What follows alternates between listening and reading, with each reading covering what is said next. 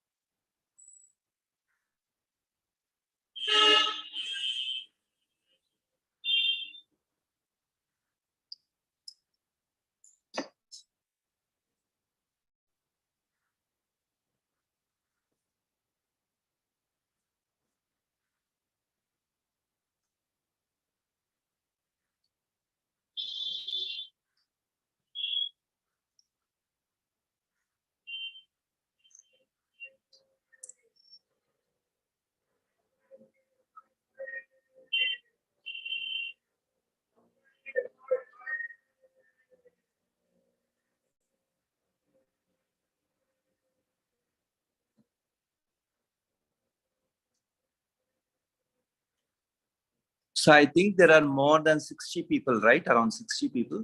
Do we start or wait, Jayanti madam? Yes, sir. Dushin, sir, shall we start, sir? Kishore has come in. Yes, I'm checking, sir. Yes, sir. 2 minutes, sir. 2 minutes. 2 minutes. Yeah. Papa, I mean, he was in the other presentation. It went on till 3:46. I don't know whether Kishore has time or not. Dushin, sir, shall we was too start, sir? Hello. Yes, ma'am. I just now joined as a panelist, so I was just attending till now. So I couldn't reply. I think we can start, ma'am. Yes, sir. I think Shall we start? one second, ma'am.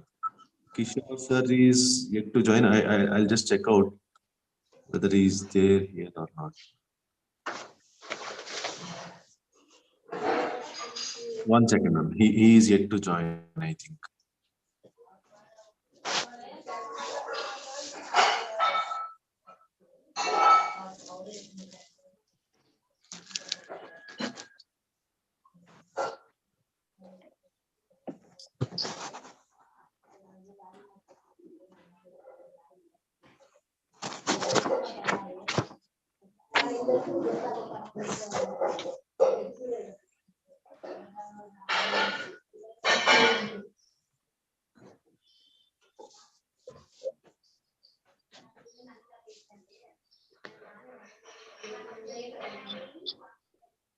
Very good. We have the speaker with us, I think. Yeah. So good evening, all of you. Yes, sir. Very Good good, evening. Kishore Kumar. I mean, till almost 3:50, you were busy, and now Yes, you sir. are here. All Josh. Yes, Thank sir. you. Okay, sir. Yes, sir. Shastri sir, shall we start, sir? Yes, We yes. will start. Yeah, Kirtana, are you there? Kirtana, Shivani. Yes, ma'am. Yes, ma'am. Yeah. Yeah, Shivani, you can start, ma. Okay, ma'am. A very pleasant evening to one and all present here. A warm welcome to Jnana Chilume 2022, Spring of Knowledge, the 5th edition of annual series of National Conference from Faculty of Engineering and Technology, Jain deemed to be University.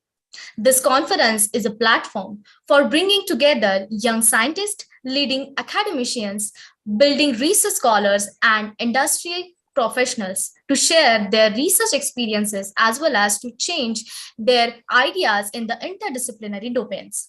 I, Shivani Datta Motegaonkar, would like to welcome our honorable chief guest and everyone gracing to be a part of this pre-conference talk, hoping that this conference can enlighten your research proposal writing and lattice for research writing. I welcome our esteemed speaker, Dr. S. A. Hariprasad, Director, Faculty of Engineering and Technology, Jain, deemed to be University, and Dr. Kishore Kumar Pendapenki Sir, Associate Professor, EEE Director, Faculty of Engineering and Technology, Jain, deemed to be University. And I also welcome Dr. Chendraj Roychan, Honorable Chancellor, Jain deemed to be University, Bangalore, Dr. N. Sundarajan, Honorable Pro-Chancellor, Jain deemed to be University, Bangalore, Dr. Raj Singh, Honorable Vice Chancellor, Jain deemed to be University, Bangalore, Dr. Ishwaran Iyer, Honorable Pro-Vice Chancellor, Jain deemed to be University, Bangalore, Mr. Ravindra Bandari, Vice President, Jain deemed to be University, Bangalore, Dr. N.V.H. Krishnan Registrar, Jain deemed to be University, Bangalore. I further welcome all the department, respected HODs, faculty members, and dear participants. I would like to request Hikmat Anisa to give a small introduction about the today's speaker, Dr. S. A. Hariprasad, Director, Faculty of Engineering and Technology, Jain deemed to be University. Dr. Kishore Kumar Pendapenki Sir, Associate Professor, EEE, Director, Faculty of Engineering and Technology, Jain deemed to be University, Bangalore. Thank you, Shivani. A very pleasant evening to one and all present here. It gives me immense pleasure to introduce our speakers of today's session. Firstly, I would like to introduce Dr. S.A. Hariprasad, Director, Faculty of Engineering and Technology, Jain deemed to be University. He is such a resourceful person with multiple qualifications. He has completed his BE degree in the year 1991, his ME in the year 2000, his PhD degree in the year 2011, and he has 2 additional highest degrees, Doctor of Science degree in the year 2013, and in 2014 for the postdoctoral research work on communication and embedded systems. His experience throughout these years has transformed him into an eminent leader. He has held many key posts like Director for Cognitive Sciences, RVCE, Vice Principal, BMSIT, Pro-Vice Chancellor, DSU, Academic Mentor for DSCE and DSATM. He is working with Department of Electronics and Communication Engineering, Jain, deemed to be University, Bangalore. He has served as visiting professors for various reputed colleges across Bangalore city. He has executed funded projects turning to 1 crore rupees for various government funding agencies. Isn't it amazing that he has guided 36 PG projects and about 40 UG projects? There are 2 PhD scholars who have submitted their thesis and waiting for their PhD, and 8 other scholars who are awarded PhD under his guidance. He has delivered expert talk in conferences and workshops in the area of embedded systems and microwave engineering domains.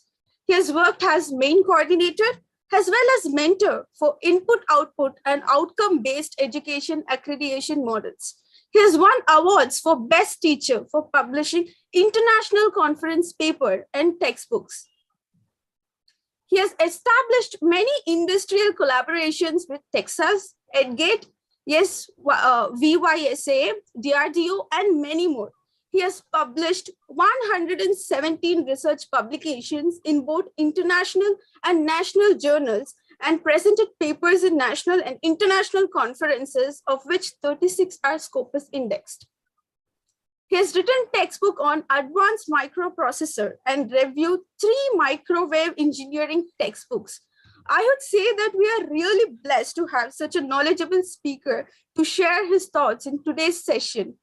I'm also happy to introduce our second speaker of the day, Dr. Kishore Kumar Pedapenki, Associate Professor, Department of Electrical and Electronics Engineering, Faculty of Engineering and Technology, Jain deemed to be University. His area of specializations are power electronics, artificial intelligence, and renewable energy systems. Dr. Kishore Kumar Pedapenki has 9 years of experience in academic and 6 years of experience in research. He is currently an associate professor in Department of Electrical and Electronics Engineering, Faculty of Engineering and Technology, Jain deemed to be University, Bangalore. He has received PhD in Electrical Engineering from Indian Institute of Technology, Roorkee, IITR in 2016. His MTech in Power and Industrial Drives from Jawaharlal Nehru Technological University, Anantapur, JNTU CEA in 2007, and his BTech in Electrical and Electronics Engineering from VITAM College of Engineering, Parvatipuram in the year 2005. He has published 7 international journals and 11 international conferences, along with 2 national conferences. He's a member of IEEE, IE, ISTE, SCRC, and IAENG. He's also an active reviewer in various international journals. He has organized 1 national conference and 1 AICTE-sponsored STTP. He has attended around 20 workshops, FDPs, STC, and STTPs in various institutions, right, NITs, for effective teaching and learning process that focus on effectual outcomes. He has also given invited talks in various professional bodies like IEEE, Visakhapatnam, and IEI, Trichy, and also in various institutions. He has received a merit certificate in his 10th standard for standing first in school. He has also received an MHRD scholarship for his PhD in IIT Roorkee. He has received the Best Paper Award from ICCT in the year 2015. He is also a recipient of Sastra Award from VIT Visakhapatnam in the year 2016 to 17 for his excellence in research work. He has received a grant of rupees 3.82 lakhs for conducting an AICTE-sponsored STTP in the year 2019 February. He has also guided 3 PhD and 10 UG projects, which are published in 2 journals, 2 IEE conference, and 1 national conference papers. Currently, he is guiding 3 PhD scholars and 1 UG project batch. We are indeed lucky to have such eminent speakers for today's session.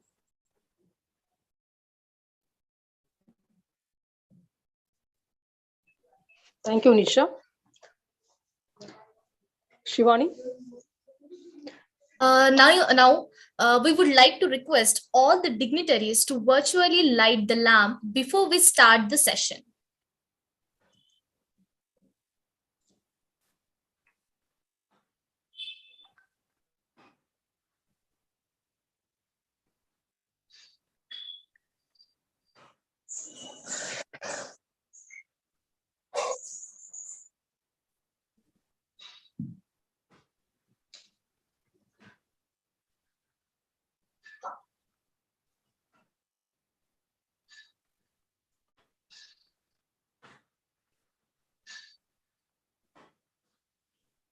Shivani, are you sharing the video, ma'am?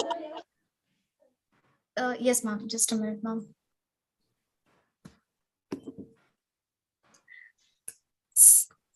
सर्वमंगल मांगल्यम शिवे सर्वार्थ साधिके शरण्ये त्र्यंबके गौरी नारायणी नमोस्तुते। या कुन्देन्दु तुषारहार धवला या शुभ्रवस्त्रावृता या वीणावरदण्डमण्डितकरा या श्वेतपद्मासना या ब्रह्माच्युतशङ्करप्रभृतिभिः देवैः सदा वन्दिता सा मां पातु Saraswati Bhagwati निःशेषजाड्यापहा।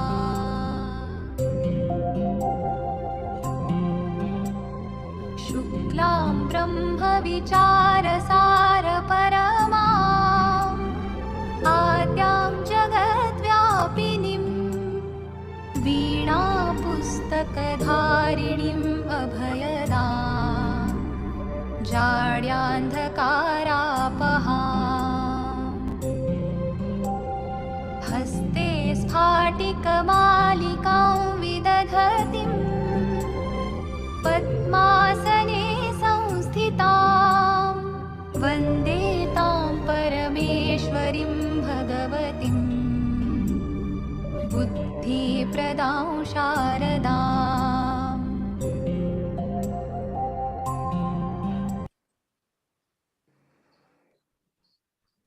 Thank you very much. Now, no matter what career field you are in or how high you are, there is always more to learn. And that we know, research unlocks the unknown, lets you explore the world from the different perspectives, and fuels a deeper understanding. In some areas, research is an essential part of success. In others, it may not be absolutely necessary, but it has many benefits. A research proposal helps the author to create a roadmap and explain the key concept to the reader to extreme details.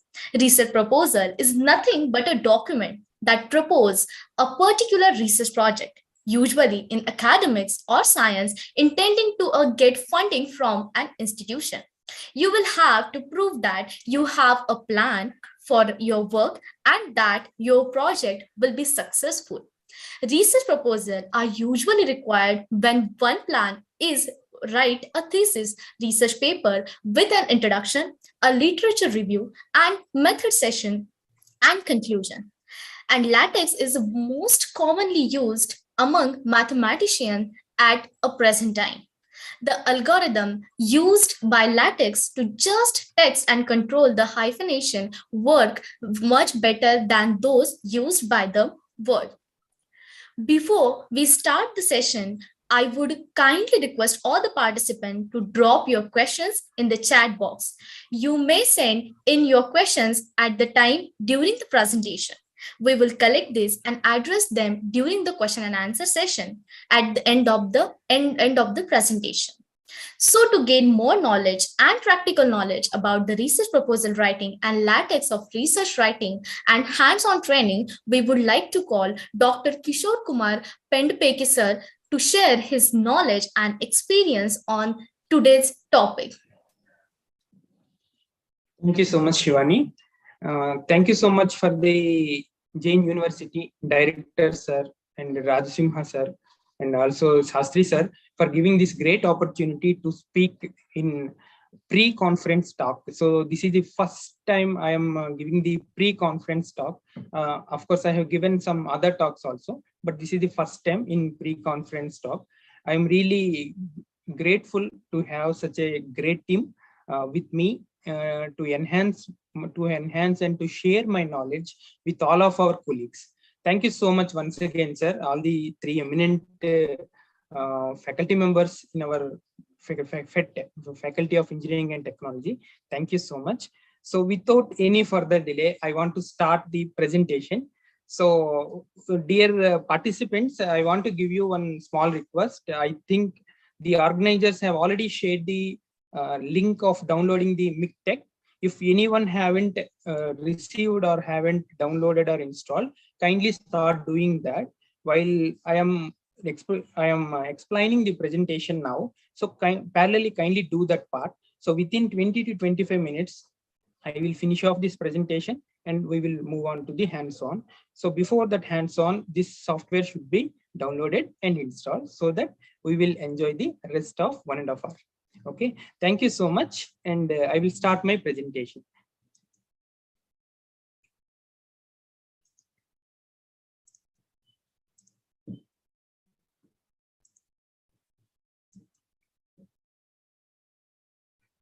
Yeah, this is a pre-conference talk on LaTeX for research writing. So first we need to understand why LaTeX, why not other typesetting softwares. So what are the advantages of LaTeX and what more, what we need to do actually. So we should first know the learning outcomes after finishing this time, after 2 hours, what we need to learn. Okay, so that will be written here. You just see these are the learning outcomes. So first each participant should be in a position to write a paper after this 2 hours. Okay, after these 2 hours, you should be in a position to write a paper in LaTeX environment, and you should be in a position to make a report, technical report, and you should be in a position to prepare a presentation, PPT, and you should be in a position to create a resume also. So these are the 4 parts I have concentrated in the today's session. So please concentrate this, and let us move on to benefits of LaTeX. So why LaTeX? What are the different benefits of LaTeX when compared to MS Word? We know everyone. MS Office is a very big package and so many things are there. So many flexibilities. We can do whatever we want. How much time we dedicate, that much different techniques we can adopt. But what are the benefits of LaTeX then? Okay, if Microsoft Word is giving that much facilities, why LaTeX? Okay, that we need to see. This is the excellent typesetting software when compared to Microsoft Word or some other typesetting software. This is the excellent software. Why excellent means, in so many ways, the documents produced quality wise are very high quality, and the main advantage of this is it is a free software and open software. Free software means we can get it free of cost. Open software means you can change it according to your wish. You can change it and you can give it to me. Okay, for example, something I have one type of code, I am using it. So one day I will ask you such that I don't like this type, I don't like this color, I don't like this font. Then if you are very good in LaTeX, then you are in a position to change everything, whatever you want. So that is what we call as open source software. So in that way, LaTeX is the free software and open source software. And the next one is it can be operated in any operating system, Windows, Linux, Unix, and also MacBooks also. So this is also one of the very good advantages for LaTeX. And the next one is automatic numbering. So automatic numbering means we need to use some of the figures, we need to use equations, we need to use tables. This is the very headache thing in other type of softwares, because we may not know. For example, I have written my thesis in the Word, and I felt it is the perfect. But when I am showing to my guide, he's simply saying that, no, Kishore, you need to add one more figure, or you need to add some more figures. Then what will happen? I may have 50 figures. He might have instructed me to add after 10th figure. I need to change all the numbers from 11th to 51st now. Okay. And then I need to change in the text also. Okay. It is very hectic while we are experiencing the thing, then only we can come to know. But here in LaTeX, it is automatic. Okay.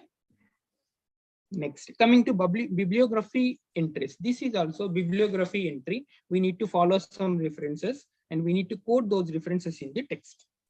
Okay, this is what the normal practice is. So similarly, same thing happens. Guide may instruct some other references to be added or some other references to be deleted. In those cases, numbering will be changed and even references will be changed. But coming to this thing, bibliography entries means you need to enter, you need to enter not by the number, by the site. Site means some site. For example, Kishore Kumar Pedupinki, with that name, I have one paper and I need to cite that. So I can cite it as KKP or KKP1, like that. So wherever you are, it will be there. For example, if it is 5th one, 5 will be come there. If it is 10th one, 10 will come there, because it is not according to the number, it is according to the paper. That is the beauty of LaTeX. And the next one is embedded PDF reader.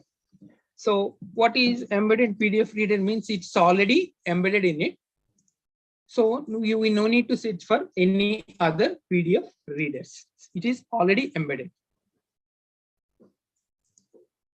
Next, we can have more focus on content and the flow of ideas only, not in the, because LaTeX is taken care of each and every format.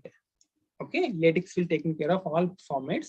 So we no need to focus on formatting. We can only focus on our content and what is the flow of content, how to flow forward and how to write in a very good report or very good paper or presentation or maybe resume. So these are the main advantages of LaTeX. And in this presentation, I want to take one example of AC voltage. So there are different types of voltages in AC, maybe RMS voltage and average voltage. For the example purpose, I am taking average voltage and RMS voltage and comparison of both voltages. In this study, I would have taken some figures related to average voltage and RMS voltage, and I would have taken some table related to those two only. I have taken equations also related to those two. I will simply show those figure, equation and table. So you just see them. Yeah, this is the figure I am keep on using. And these are the equations I will use in the presentation. And this is the table. Yeah, and for the lifelong learning, you can have these things.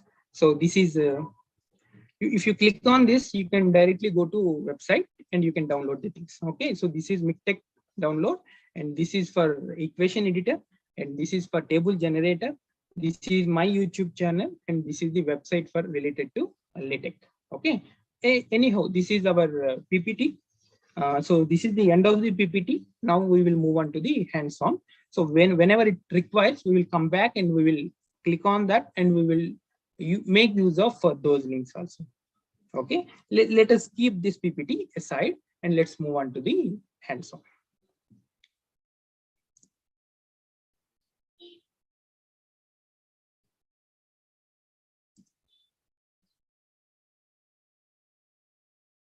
For time being, I'm stopping the share and I will start open this. Okay, I want to make you learn also.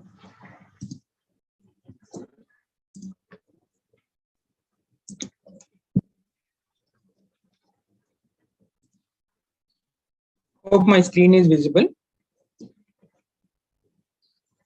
Is it visible? So to Yes, sir. open, Yes, sir. Yes, sir. yes. So to open our thing, Yes. we can go ahead with, we can go ahead with MikTeX. Okay, and where we have to find out TeXworks. Okay, MikTeX is the basic software and TeXworks is the editor. Okay, TeXworks is the editor where we have to write the program and we have to edit the program, we have to compile the program, everything can be done at that same spot. Okay, MikTeX is very big entity. In that, TeXworks is small entity, but that is the editor part. So let me open one thing here, click here and open this. Yeah, it has opened. It has opened. Yeah, I think, yeah, it will be visible now. it will be visible. Okay, now let me straight away go to things. Okay, actually there are some document classes, okay, based on which we can segregate all these parts, whatever we have discussed so far. So we want to write paper, and we want to make note, and we want to prepare the presentation, and we want to go ahead with the resume. So these are the 4 parts we want. First part is article part, I mean paper part. So that part is come under class, document class called article. Okay, document class called article. So what are these classes? So classes are very simple. We have so many, I mean LaTeX have so many packages for some some packages are required, for some other things some other packages are required. For example, I have LaTeX have 100 packages. For small work 20 packages are sufficient, but it is giving 100 packages. What will happen? Definitely it consumes more space, while running also it takes much time. So because of that, it will give you concerned packages only. So if you take article class, means it is related to some packages only. If you write article class simply, those are taken. Those are already taken. You no need to specify once again, such that we are using that package. Okay, that part also come into picture, where we are unable to use some packages. I mean, those packages may not come with this article class, then we need to include them. That part can also be done. Every time it will be done. Already we have 100 packages, for example. For one particular class, 20 or 25 packages have come, but we want 10 more. Yeah, you can include at any point of time. No issues at all. Okay, that part is also there. First, let me start with scratch. Okay, please identify everyone. This is open. Okay, this is open blank. This is a blank page. Okay, now I want to write here document class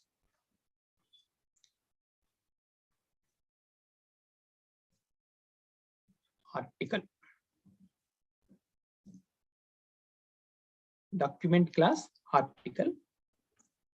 Here we have to write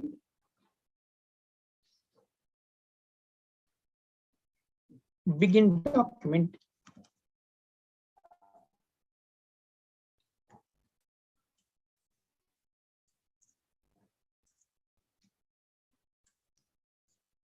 And we have to close this end up.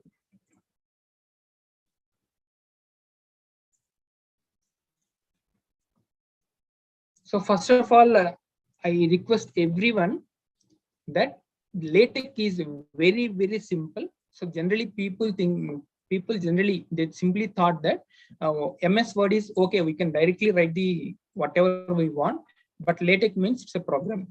So don't think like that. It is a very, very easy concept, and whatever I am giving a lecture for around half an hour or 45 minutes, you simply feel that you know this, that's all.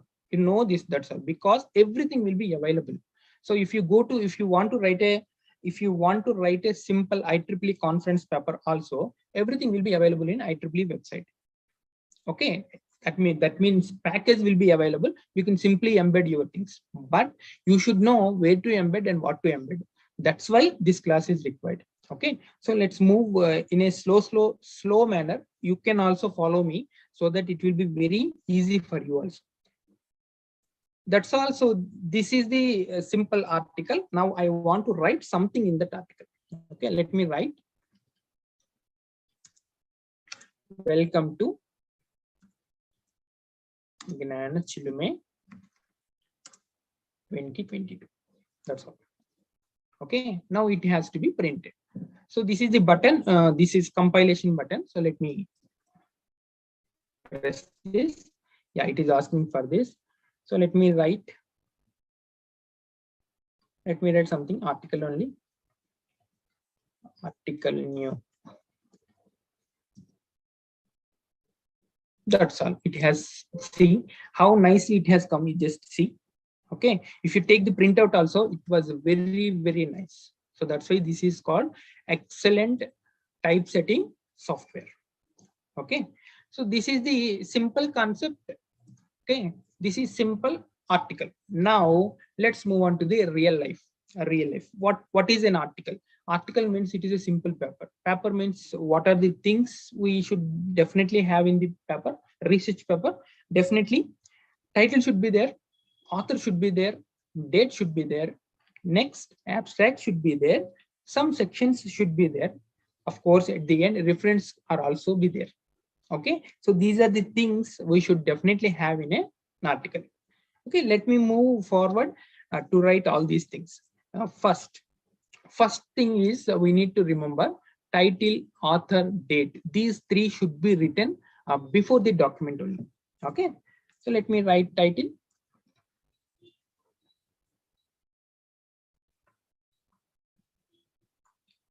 So LaTeX for research writing.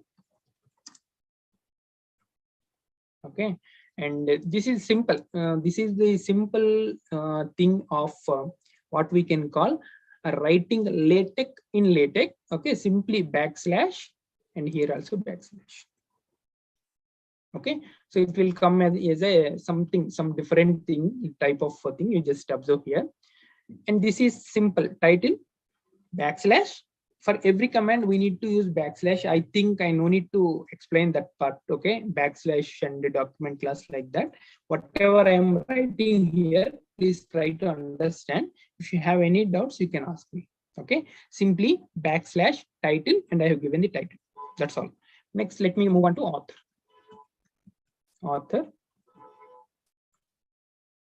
Dr. Kumar Padapinki. And the third one is date. Yeah, this date is very, very good. You can write whatever you want here. Okay, but writing today is a very, very good thing. For example, after 3 days, I have the presentation. After 3 days, I have the presentation. I felt that whatever presentation PPT I have prepared today is the best. I don't like to change it. I have already done it. It was the best. So these 3 days or 2 days is for only preparation. I don't like to touch the presentation. Then what will happen? Even though I am very, very, very good and very ahead of everyone, but what will happen? While the presentation is going on, my date was 2 or 3 days back. Yes or no? This problem should not happen in LaTeX if you write this as today. Okay, but you have to be very careful what you have to do. On that day, you have to open this TEX file only. See, article new.tex text file. You have to open this file only, and you have to run this file so that you will get the same data and current on the same date, today's date only in this PDF. Okay, of course, this part I am unable to explain today. Okay, you can only experience this. Just write the date today, and after 3 or 4 days, write it as /today. And after 2 or 3 days, you just see by running this file. This is also just like Word only, saving. Okay, whatever thing is there in the text file, it has to be implemented, means you have to run the text file. Yes or no? Same thing. So that's why I am habituated to write this part only. But here, title, author, date have to be written before document, but whatever you have written within the document, that should only be printed. Then how to get the title, author, and date? So for that, one command will be there, that is called make title. Okay, now you can run the show. Yes, now see the beauty, how nice it has come. So to get this type of thing only, I have done backslash front and back. Okay, see, this is the how nice it has come. LaTeX for research writing, and my name has come, today's date has come, and this part is also come. Okay, very simple. So now whatever we are writing, it should be within these two brackets. One is begin document, second one is end document. That's all. So now let me move on. Let me remove this part for time being. Now I want to start sections. So before starting section, I want to give abstract. Okay, I want to give the abstract. begin abstract and end abstract.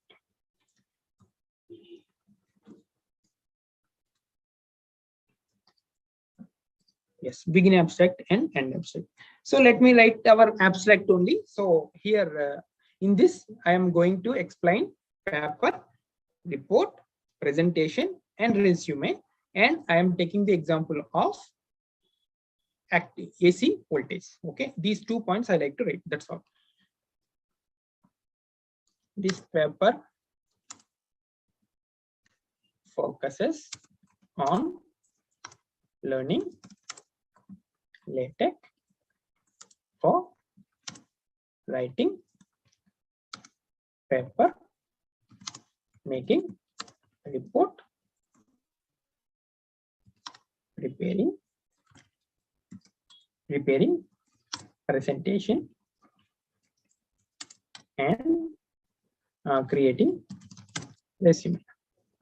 And the AC voltage is taken as an example to insert figure. To insert a figure, write an equation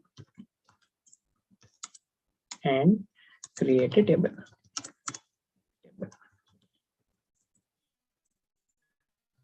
Create a table. That's all. So this is what our current abstract is. Okay. Okay. Just run this and see the beauty. That's all. So let me, yes, see how nicely it has come. Okay. It has come nicely. Okay. Now let me move on to sections now. Sections. I want to confirm one thing. Do you, is it able to see both the files, text file and PDF file? Yes, sir. Yes, sir. You can go ahead, sir. Yeah. Thank you, sir. Thank you so much. So this is the idea. So now let me move on to the sections. Now let me move on to sections. Section. So as we already discussed, let me have average as one section, average voltage. Okay, and section RMS voltage as one section.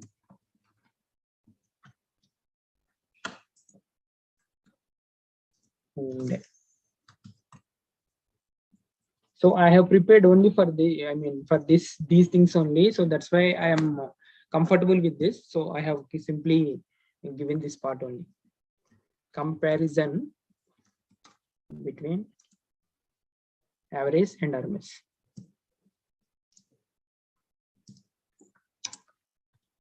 Average and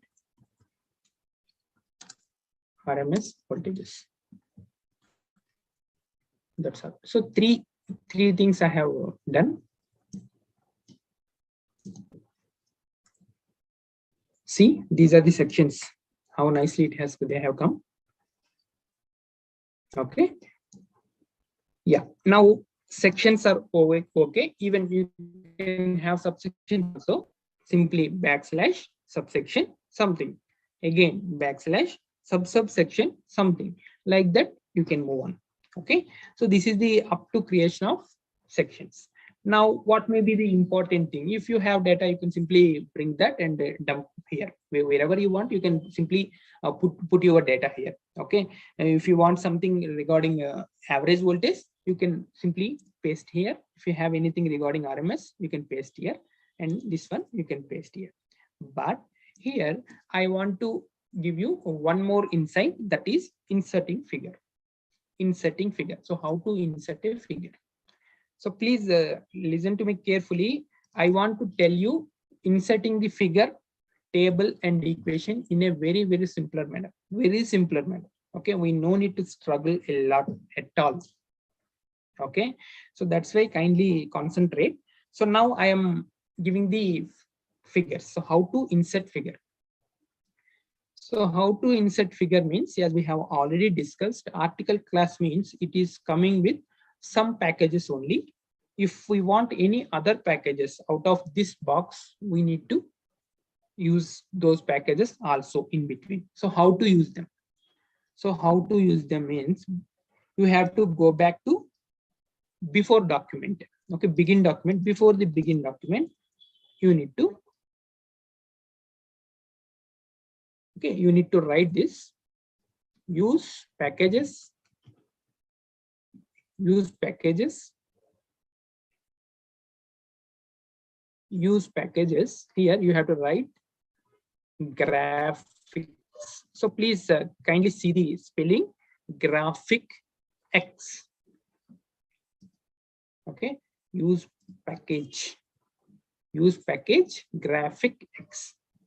Okay, this package we have to use. Like that, we have so many packages to be used. Okay, for the sophisticated and for something different. For example, if you want colors, you need to use X color package. Like that, we have so many other packages. If you don't like this width and size, for example, you can change it. Those things we can do afterwards. Okay, you can see all packages later, but my job here is to insert the figure. So for inserting the figure, I need to use this package. That's all. So come on, let's move here, and here I need to include graphics. Kindly see the spelling here. This is different and that is different. Okay, graphics, and here I want to call one file. I want to call one what we can call one image file that should be placed in the same folder where our file is appearing. Understood? That is the idea. So you can see here. Yeah, this is the folder we are in. Okay, desktop LaTeX. Here article new is there. So this is our file. Now I want to call one file, that is image file. I want to call the image file avg.vol. Okay, and this file and our file, where is our file? Our file article new. These two are in the one folder. This should happen, otherwise it is unable to call that file. Okay, so now I would like to call that. Just see how can we call simply avg.vol.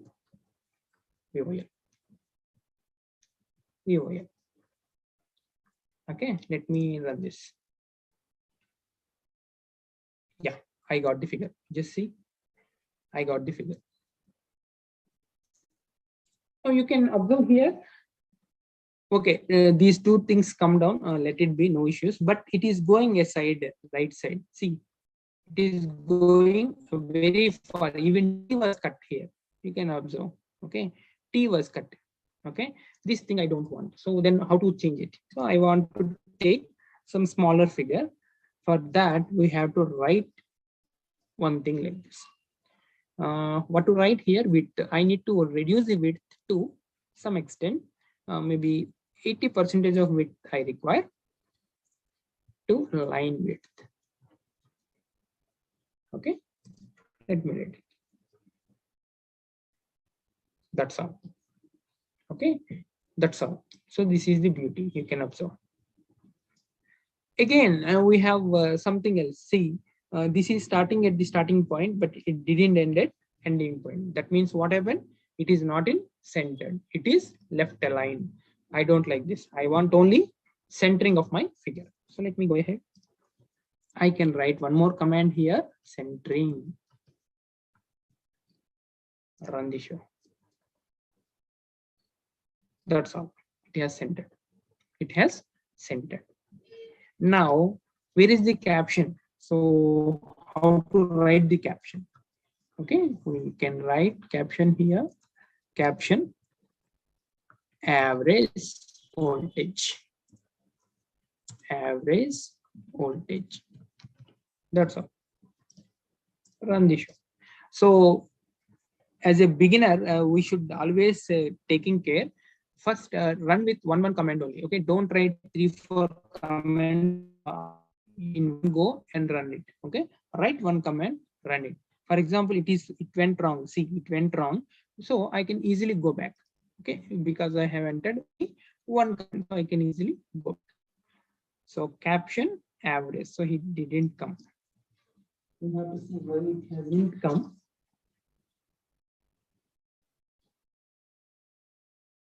It has to come, but it didn't come. Let me see this.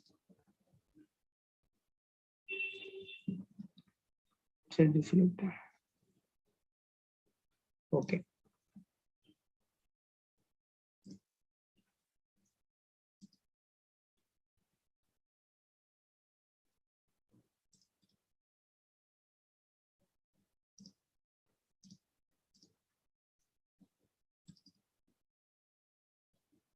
Okay, there is some error here.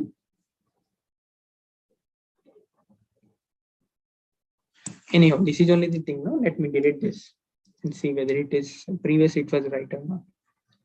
Yeah, previously it was right, but now it was not right. Okay, we will see this part.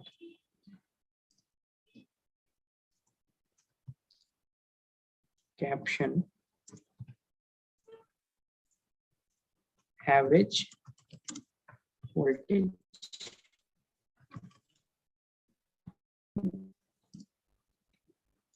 Again, it was wrong. Okay.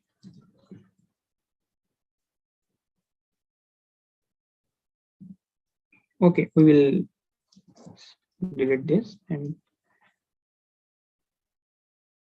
one more thing is also there, that is label. Okay, that part is also there.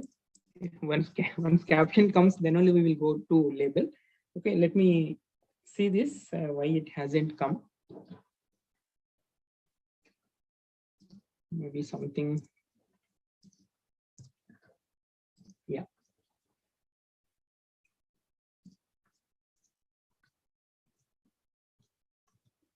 Caption average voltage.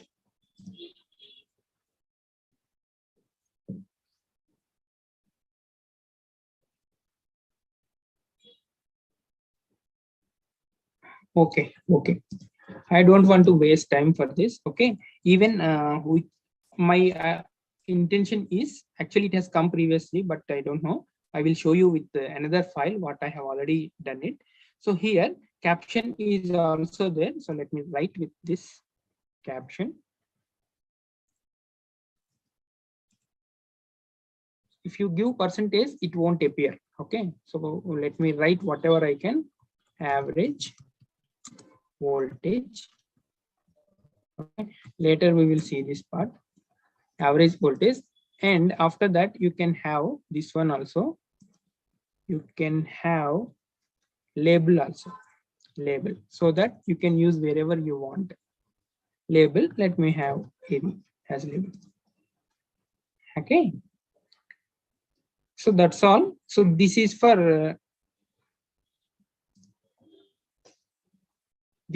figure. Yeah, I'm sorry, actually I have done a small mistake here. Here I have to begin the figure and I have to end the figure.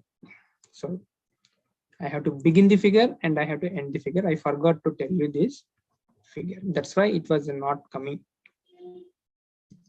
Now it's okay, they will come.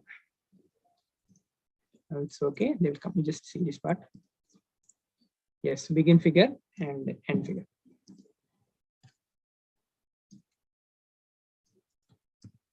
End figure. Begin figure and end figure.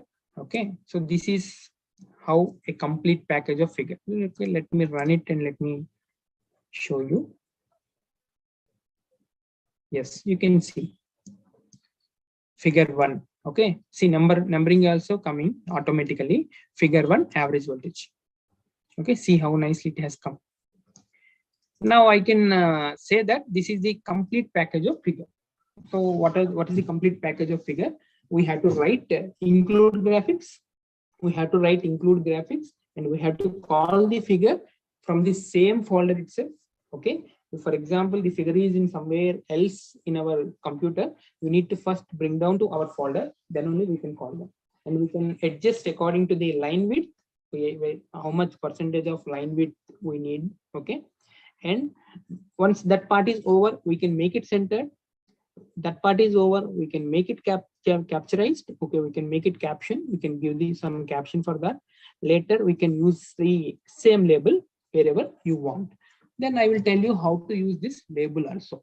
Okay, so this is the complete package for figure. We just make a note of it. Of course, so many other things are always there. Okay, so many other things are always there. See, if I want to make this here, I can simply write H. Yeah, simply where I want this just below the average voltage. So H means just wherever we want, there only it will be there. That's all, according to the text. Okay, like that, so many options will be there. You can see any of the internets or any of the books on LaTeX, so that you will get so much options according to your requirement. Okay, and I have done my PhD thesis in LaTeX, so I have this much knowledge. So if you have done for your applications, so you will have some other exposure also. Okay, so I have labeled like AV. So where can I do that? So for example, let me write here, the average voltage is the average voltage is shown in figure. Here I can refer this reference AV. So I am expecting one number here. That's all. I am expecting one number here. In C, it has nicely come figure 1. Okay, but in some, of course, that depends upon the article, how they have designed the article. In some articles, in some other editors, we no need to write figure also. It will automatically come. Okay, but this is the thing. So I think this is the minimum and complete pack of figure. Now let's move on to the next part. Once figure is over, now we will see the equation part. Okay, so again, same story, begin equation, end equation. Begin equation, end equation.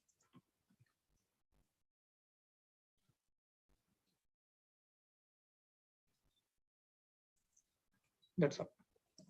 Begin equation and end equation. So everyone knows that average voltage, the equation for formula for average voltage is 1 by T integral 0 to T f of T dt. Okay, that is one formula. If somebody don't know that, that is the formula for average voltage. Now I want to draw that. I want to type here so that it should come nicely. So how can I go that? So to go about that, let me go back to our PPT. Is it visible, sir, PPT? Yes, sir. Yes, sir. Yes, sir. Yes, sir. So here you can see equation editor. Just click on that.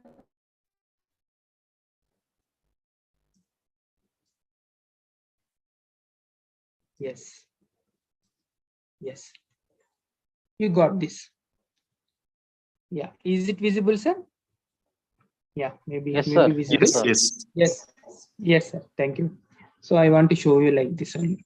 Yeah, here this part and the below part also important. So let me write the same thing. I want V average is equal to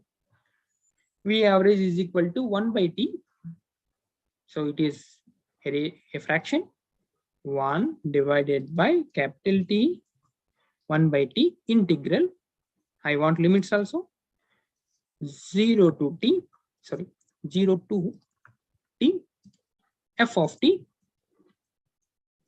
dt. Yeah, at the end of the day, you have to see this part, whether it is perfect or not. V average is equal to 1 by T integral 0 to T f of T dt. It's perfect, but AVG should be subscript. I don't want AVG should be with V. I want it should be as a subscript.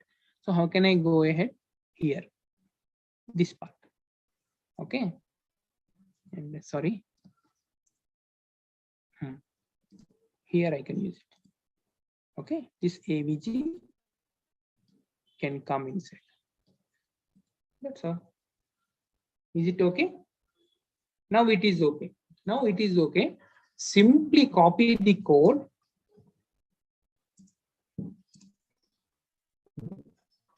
Paste here. Here, see, you should not have any spaces between begin equation and the equation and the end equation. Okay, otherwise it will show you an error. Now run the show. Yes, see how nicely it has come with the number. With the number. Okay, so this is the advantage. Okay, this is the advantage. And I like to write something else also. Okay, this is the equation for the average voltage like that. Okay, simply I don't like to waste the time. So simply I have left it. Okay, so these are the two things. One is figure and second one is equation. Equation is very, very simple. So no need to worry about that. Direct in website, in website it is available. Just go to website, type whatever you want and see in which way whether it is coming in your own way. In which way you are willing to paste that, willing to project that equation or not. Simply very simple. Okay, so figure is okay. This one is okay. So let me simply copy these two and I want to bring the same thing for RMS also, just to show it as a bigger file. Okay, just for that purpose, I'm doing this. Simply, this is RMS voltage. So I have figure also. Okay, RMS voltage figure also. That's why I'm writing it. That's why it is coming also. Okay, you should definitely have figure. RMS voltage. Let me have RV. And here also it will be RV. Okay, any other things? Yeah, this has to be changed. Yeah, for this only I have done. So what is RMS voltage? It is bit not difficult, nothing is difficult. Okay, we can see VRMS is equal to it is square root of, so where is square root? Just see here, where is square root? Yeah, it is here. Square root of 1 by t, square root of 1 by t integral 0 to t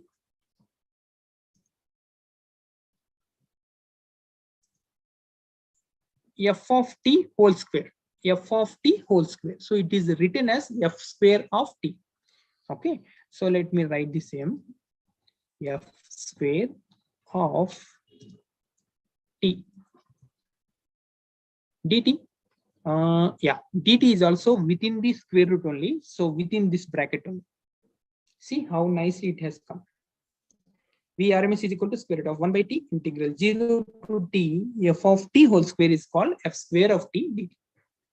Right, now RMS should be subscripted. Okay, let me have that part also. Copy it, bring inside, bus, close. Right, simply copy the code, paste it.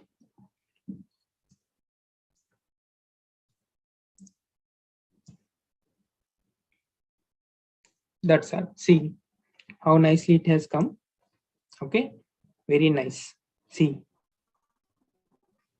even you can see even figure 2, it has come as figure 2 only. Okay, the average voltage is shown in figure 2. Okay, that part I haven't changed. No, this is RMS. That is the beauty of reference. Okay, I have simply referred RV here and RV here. That's all. Labeled RV here and I referred RV here, so it has come as 2. Very simple. Now wherever I suppose one day I need to change this number to 2 to 20, simply take this code there. That's all. Take the code there, then this will be automatically change into 20. No need to change it because you have already labeled it. You have labeled with a name, not with a number. You just remember that. That is the beauty of LaTeX. Okay, you have labeled with name. Okay, that numbering it will take care. That is the advantage. So that's also up to where we have inserted figure and equation and also table. We need to go ahead with table only. Okay, so let me insert one more figure, which is the combination of both in section 3. In section 3, this is here. 1 minute. I will see the name here, figure name. Yeah, this is AVL wall, RMS wall. Yeah, this is figure only. FIGURE. So simply figure FIGURE, and here also, here I can write comparison. Comparison. Let me write AVR, ARV, and you can write that part also. Comparison between average volt and RMS voltages is shown. In okay, a reference.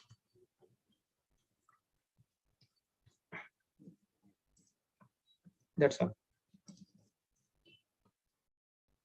That's all. Hope it will run. Yes, that's all.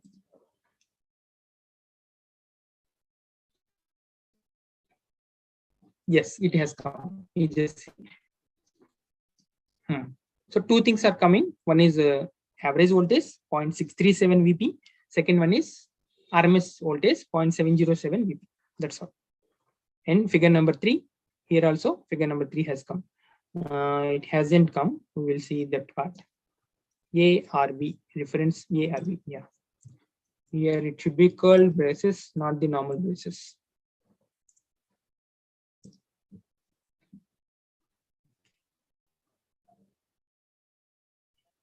That's all. It is 3. Just see.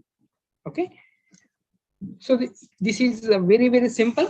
How to insert figure, how to insert equation. Now let's move on to the table so that it will be cleared.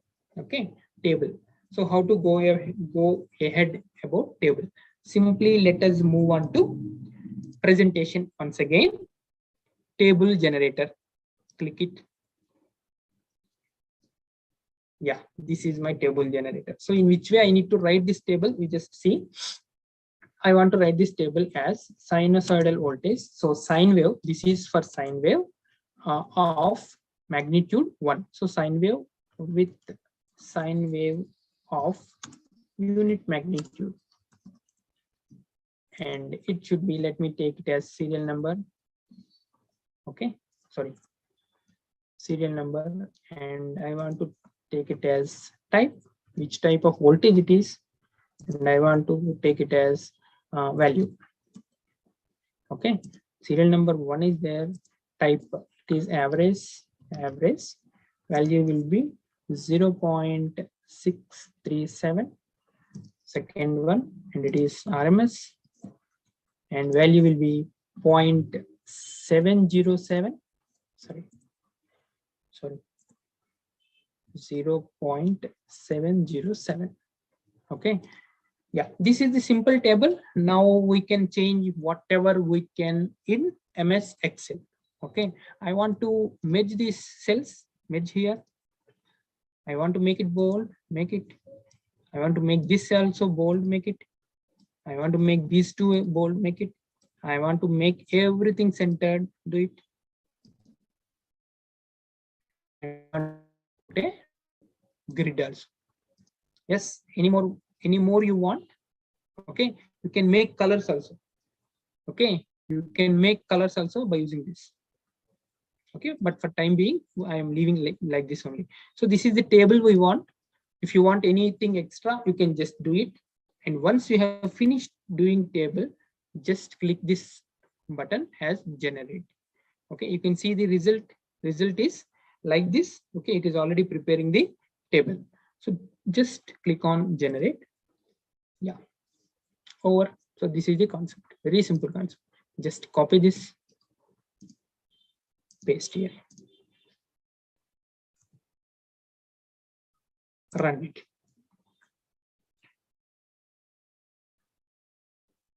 Yeah, this is the table.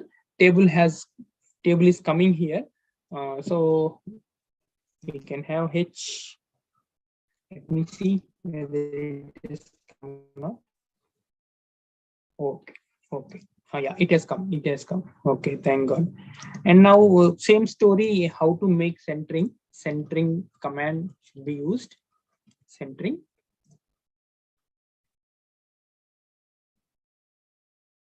Yeah, it is centered.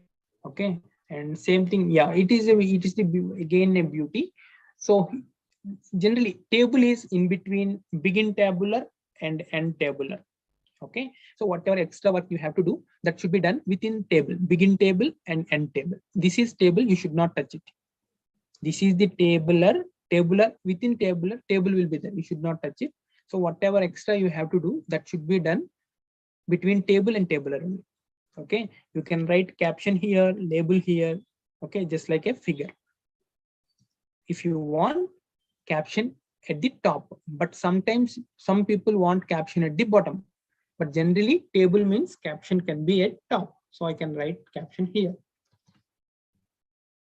Caption, simply comparison. Sorry.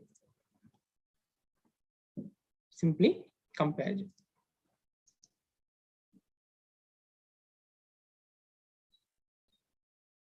Yeah, it has come down. Yes. Okay, it has come. Now I can give labeling also. Let me give label also. Same thing happens for label. Label. Let me write C only simply. Okay, and comparison between average is shown in the figure. Okay, let me write same thing here also. So comparison between this one is shown in table. Table. Yeah, what is this? This is simple C. That's it.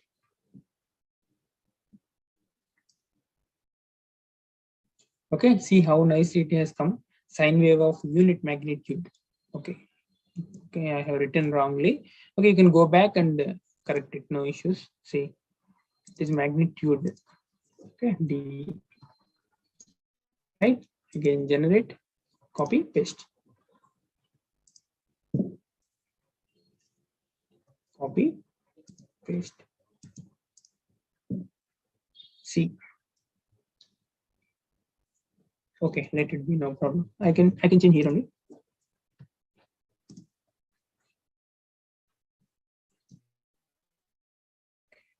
Magnitude. Okay, magnitude, serial number, type value, average 0.637, RMS 0.707.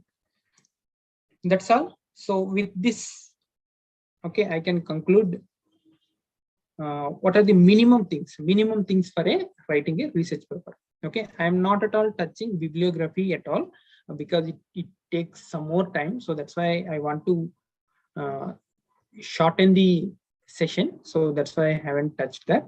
But that is also very easy. So no need to worry about it. Okay, simply title, author, date, abstract, sections, inserting figure, equations, and also table. Okay, so up to this, I think I have finished giving sufficient inputs for article except the references. Okay, references can be write as a simple type of course, that is all references are according to the journal style, it will be changed. Okay, if you download that format, you can easily do that. That's not a big issue, but these are the basic things. So I think, I hope I have given good insight on this. Yeah, this is simple writing an article, writing a paper. Okay, so how can we proceed? Shall we go ahead or shall we take any break? Shankar sir? Yes, sir. Yes, sir. Shall we take any break? I mean, participants, do they require break or shall we continue? No need, sir. You can proceed, sir. Yeah. Thank you, sir. Thank you. So this is a simple article.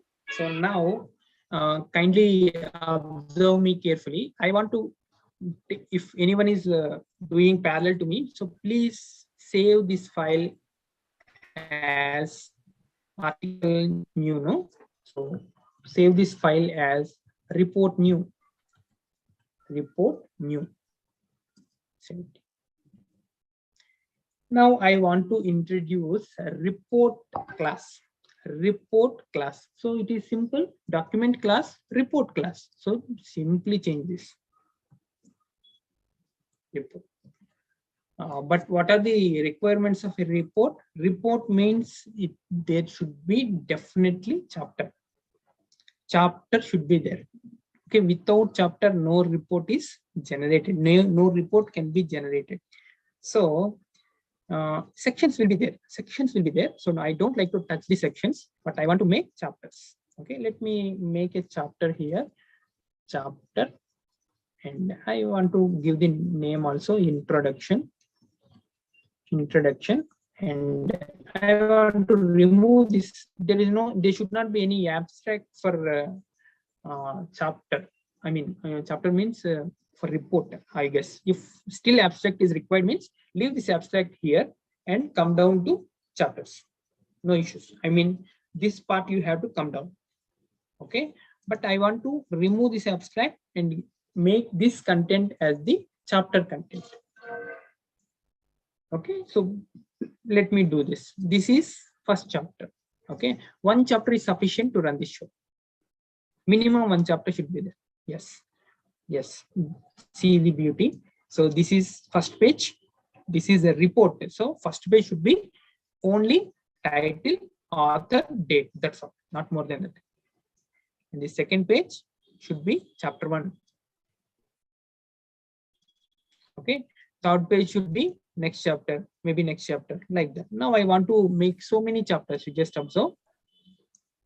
Copy, paste. So I want to make same title as the chapter. If you don't like that, I will change it. Average voltage. Similarly, okay, I can leave that 2 sections for one chapter, and I want to write another chapter here. Chapter comparison, simply. Comparison. Now run the show.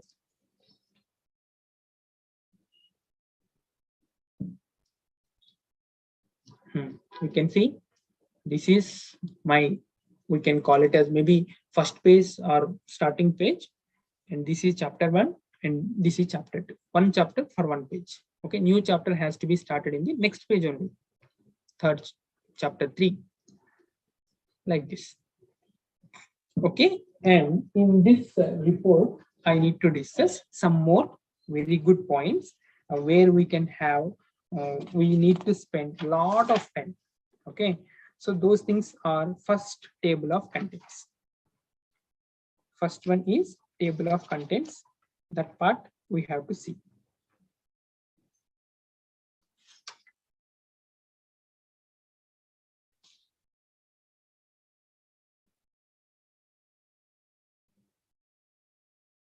Yeah, table of contents. Okay, list of contents.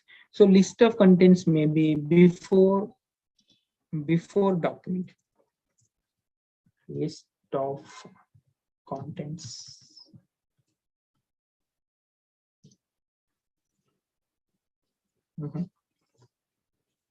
List of content.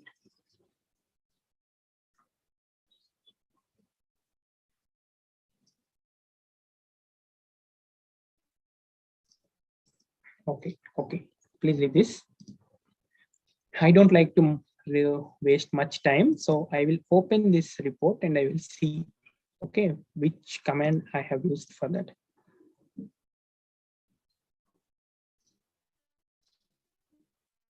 Yeah, report class. Yes, table of contents. Table of contents. Let me copy this.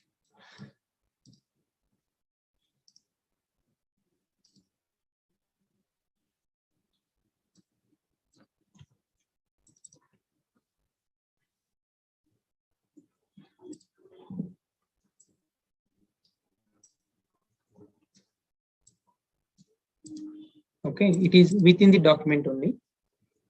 Yes. Yeah, you can see the beauty. See how nicely it has come. See how nicely it has come. Okay. So it is not this one. Let me write type of voltages. Okay. Like that, we can have table of contents and list of figures. Also, we will see which page number it has come. That is the advantage. List table of figures. Will it come? No. List of figures.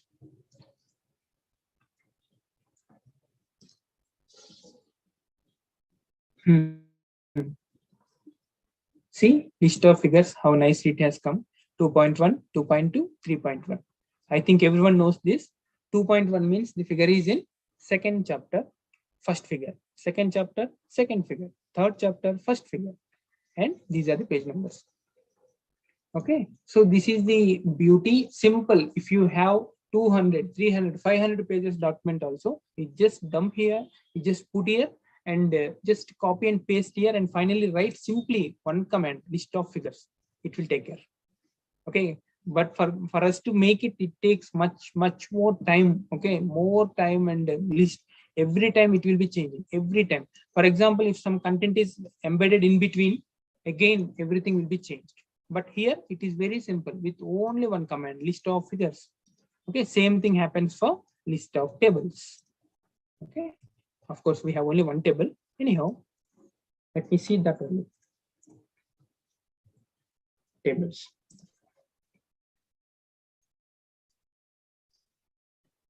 Yes, it is in third unit, first table. Okay, page number 7.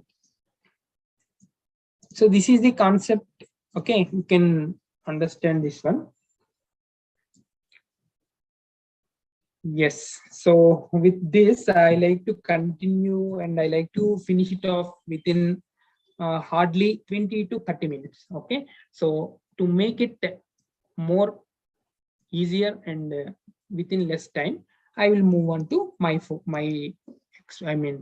whatever I have done previously, this part.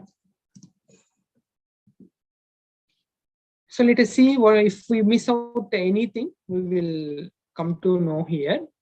Document class 12 pt means it is the size of the font size. Okay, 12 pt means it is font size. And report, and these are the things. Use package graphics. We have done this for figures, and this is X color. We have to use this. Why we need to use this means I have used colored figure here. Okay, as I already told you, in outside where we have seen in website, I already told you that we can do this. See, it is a colored figure, colored table I have used. So that's why, especially in table, X color has been used. X color is the package for the colors. And coming to this part is also very nice part, nice package, hyper reference. So here you can use hyper reference. Hyper reference means, yeah, in appendix, I have done this part, table generator. You can simply click this and go to the directly website. Here also, even I have used the same package in our PPT also. Okay, I have used the same package in our PPT also, right? That's why I can simply click it and I can directly go to website. And make title, table of contents, chapters, sections, centering, everything, right? This part only I have trying to explain you today. Yeah, appendix is one of the things where you can have. Appendix means it is after that the same thing. The chapters are converted after this. All chapters are converted into appendix only. That means the numbering will be given like that: A1, A2, A3, A4, right? That's all. So here it is the chapter and these are the sections. Okay. That's all. So this is what I have made, and for the explanation purpose, I missed some points. Maybe I missed this part only, table of contents and these three things. That's all. Okay. Now, as the time is running out, so I want to show in which way I have prepared today's PPT. Okay. I thought of typing once again the entire PPT, but as the time is very short, I like to show you the things simply. 3 report this presentation. Yeah. So this presentation is, we have already seen this. Let me close these things for time being and give only main site on this.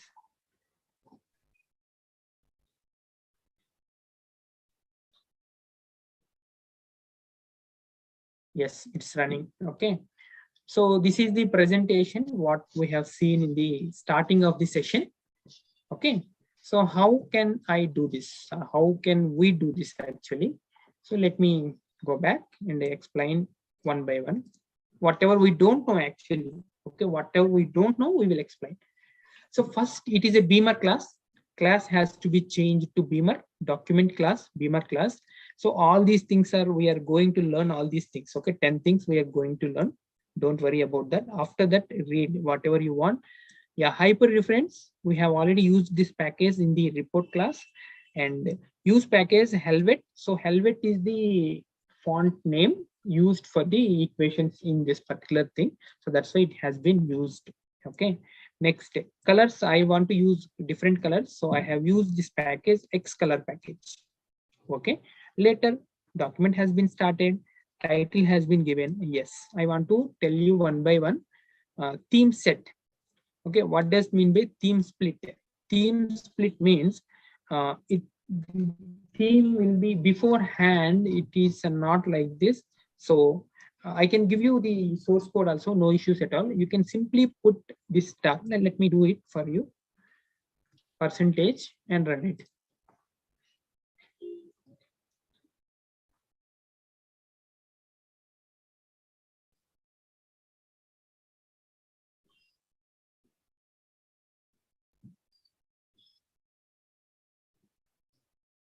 Okay, okay. Actually, we have already taken the sophisticated things, so that's why it has been shown in that clear way. Okay, it has shown some way, but it has been not shown.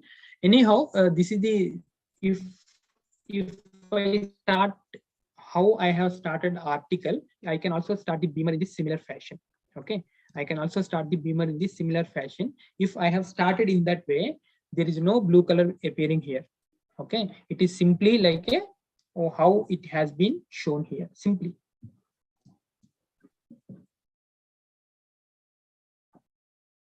I'm sorry. Yeah, this problem comes if our PDF is open. Okay, let me close this PDF and come back. Then it won't come. Okay, and this is for the simple shadow I have used for the shadow. Okay, this is shadow purpose. I have used this. Yeah, this is very important. Third point, logo. So you can see our logo. Okay, JGI logo. You can see this part. This logo you need to insert in this way. This is the logo command. We need to insert figure with some height. Okay, we need to specify that height. Otherwise, it will cover entire slide. Okay, next coming to running title. What does mean by running title? See, if you can see the title here. Yeah, this is my title, a pre-conference talk on LaTeX for research writing. So it has to be appeared here, LaTeX research writing. I mean, this title has to be appeared here, but it is, space is not sufficient. Then how can we go ahead? I need to shortcut this. So that's why I simply, this part, this is in square bracket. I can use whatever I want. So square bracket, this part only I want to be appeared here. So in which way I have done this? Simply whatever I want, only LaTeX for research writing. That's all. And I have given some space. This is called horizontal space. I have given 1 centimeter space, and I have inserted frame number and divided by total number like this. You can see this is for numbering 1 by 8. First slide of 8 slides. Okay, this is the way in which I have given the numbering, I mean slide numbering. Okay, that part also covered now. Similarly, for author also, I have so much data to show, but I don't have sufficient space here. You can see very small space I have. So that's why I have shown my name and my phone number. That's all. Okay, so this is called a running title. Okay, running title should be small according to the space only. Page number we have already discussed. Simple animation with pause. It is a very, very, very nice thing. After this, we have, begin document, title we know, author we know, date we know. Let us move forward. Yeah, here we have to write frame instead of sections. Here we have to write frames. Okay, so begin frame, end frame. In that I have taken title page. Okay, this is the thing for make title.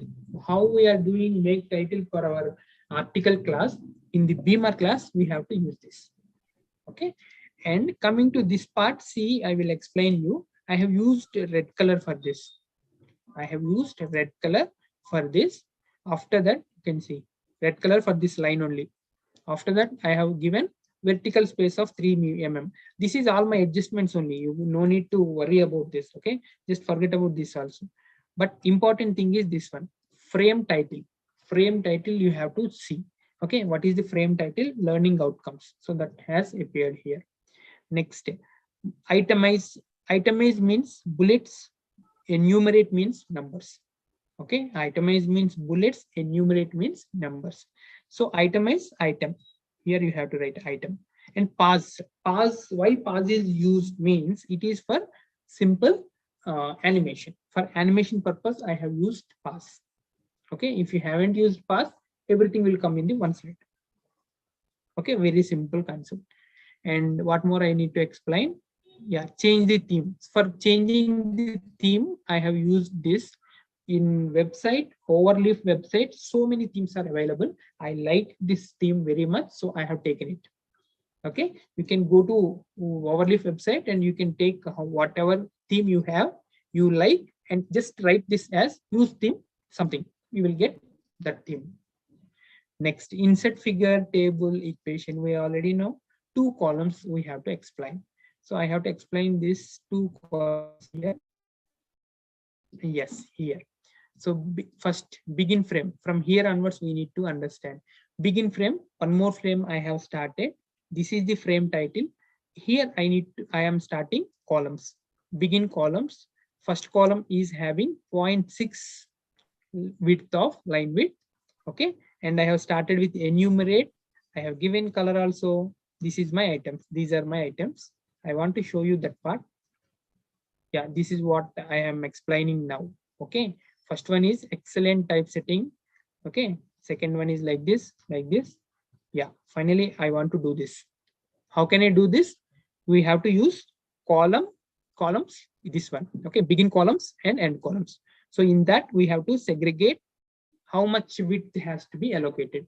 So here, if I give 0.5 width, these 2 things are coming down, this first one and third one. That's why I have given 0.6 for this, just to make these 2 equal. Okay, that's why I have given 0.6 to first one and 0.4 to the second one. And begin enumerate, as I said, enumerate means numbering. Okay, enumerate items like this. Pause means just animation. Okay, once that part is over, next one. This is the second column, width is 0.4. Again, enumerate, and whatever you want, you can write. Pause means just simple animation. Okay, that's all. Next, figures. You know how to insert figure. Same concept here also. Equations here also same concept. But here we no need to write begin equation and end equation, but you have to write align star. Okay, you need to write this, and figure also begin figure, end figure. Okay. Next, what more I need to teach? Yeah, table is same to same. No problem with table. That's all.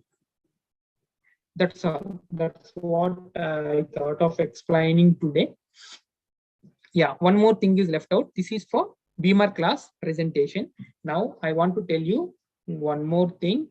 That is for YouTube. This is my YouTube channel only. I will give it to you so you can see whenever you want. This is the website. Let me go to Olive. Oh, it's not.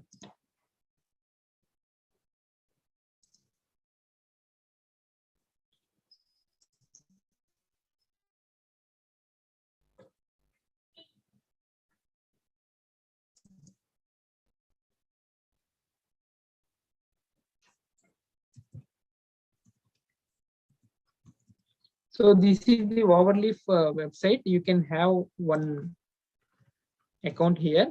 So it is free only, so that it will be easy for you to have your files. You can have, you can, I mean, you can store your files here and you can get some extra information. For example, here, Smart Fancy CV. I like this CV very much. Okay, I like this CV very much. So I have taken this file. I have taken this file and I have modified with my data. Okay, so now see how nicely it has come, but still I have some problems in it. So I need to debug them and I want to settle as I wish.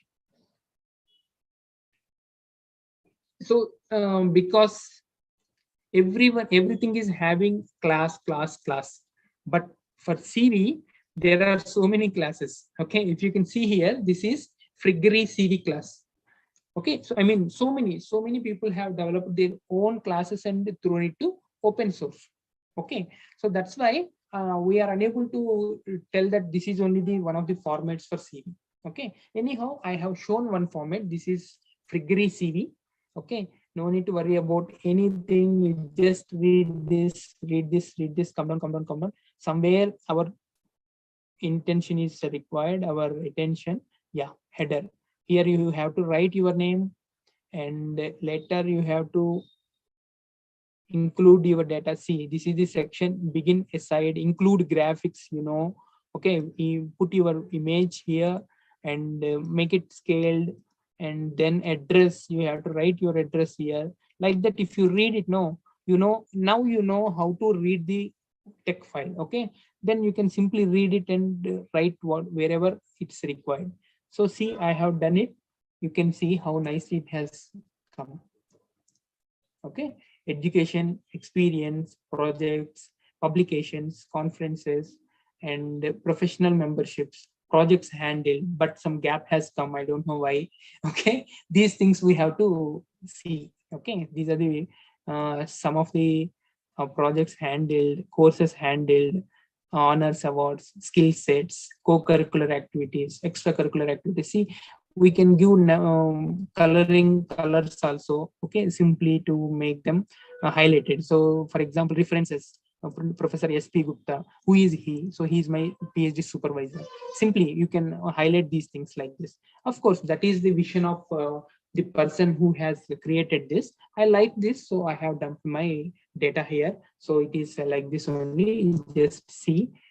So in this way, we can prepare our CVs also.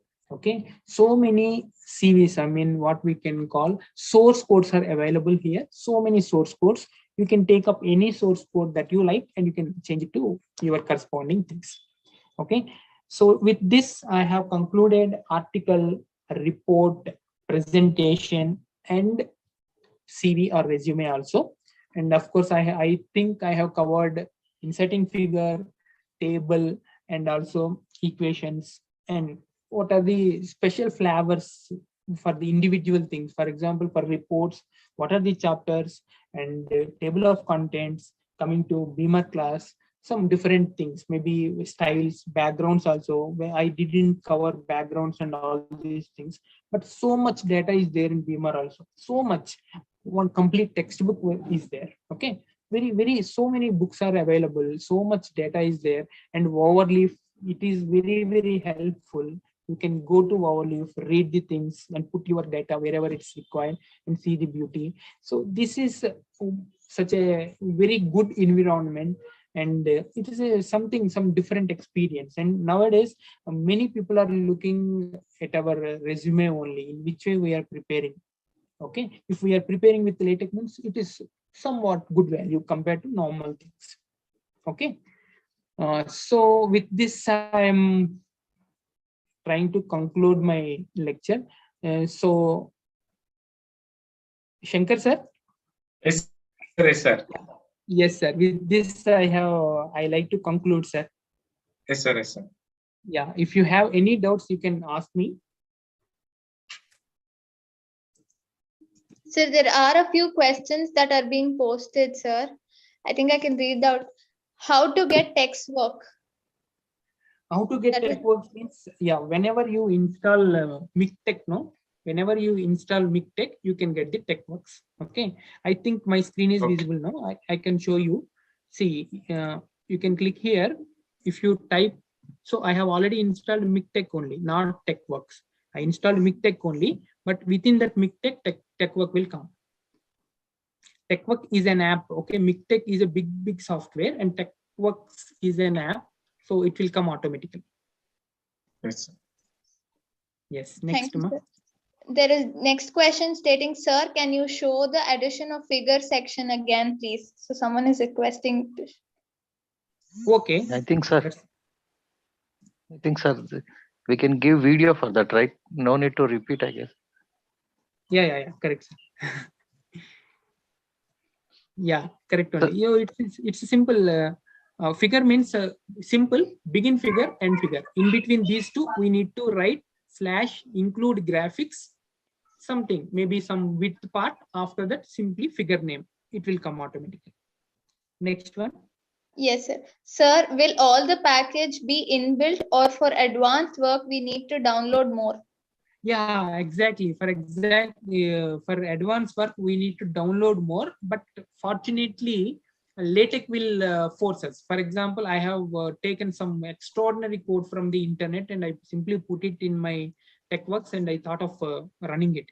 It may not work. It keep on asking that, yeah, this package is required for this. Do you like to download? You need to click yes, download and install. Yes, download and install, download, install. If you keep on clicking that, somehow it may work out. Sometimes it never work out also, because that may be with a very sophisticated thing, and that may be with I mean, at that time it may not be open source also. Okay, maybe very sophisticated. For example, I might have created one thing. I might have created my own what we can call my own package. I don't like to give it to anyone, for example, and I have created my file also. You have seen my file and you have impressed and you thought of downloading it, thought of running it. How can you run without my package? So those cases are also happen, but try to do that. And that is the lucky. If you are connected with the internet, definitely LaTeX will force you to install those things. If you install and if it runs well, it will be well and good.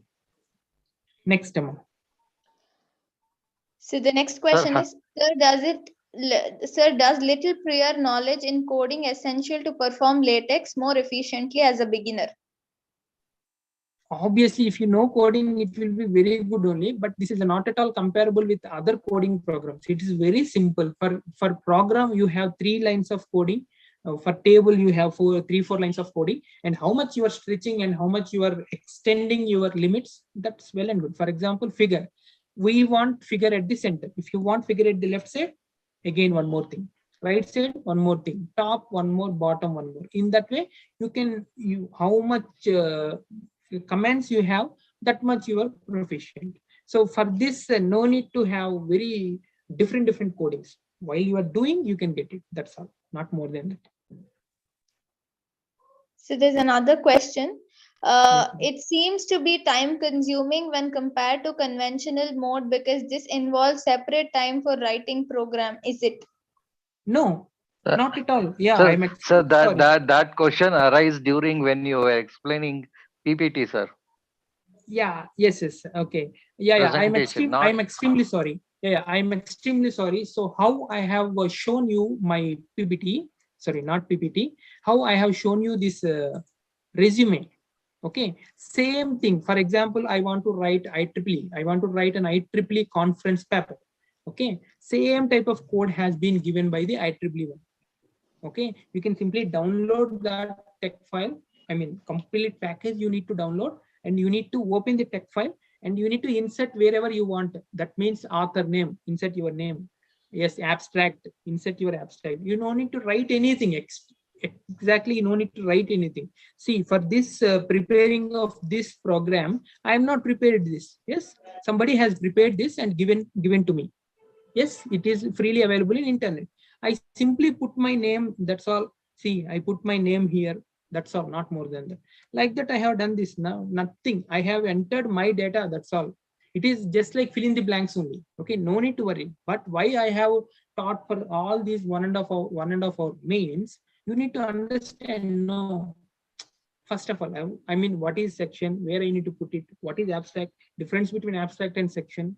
Okay, for that only I have done all these exercises. But for the real thing, it's very, very simple. It is just like a coding like this. You have to put your data. For first section, put the in introduction part. For second section, put the methodology part. For third section, put the result part, like that only. Close the issue.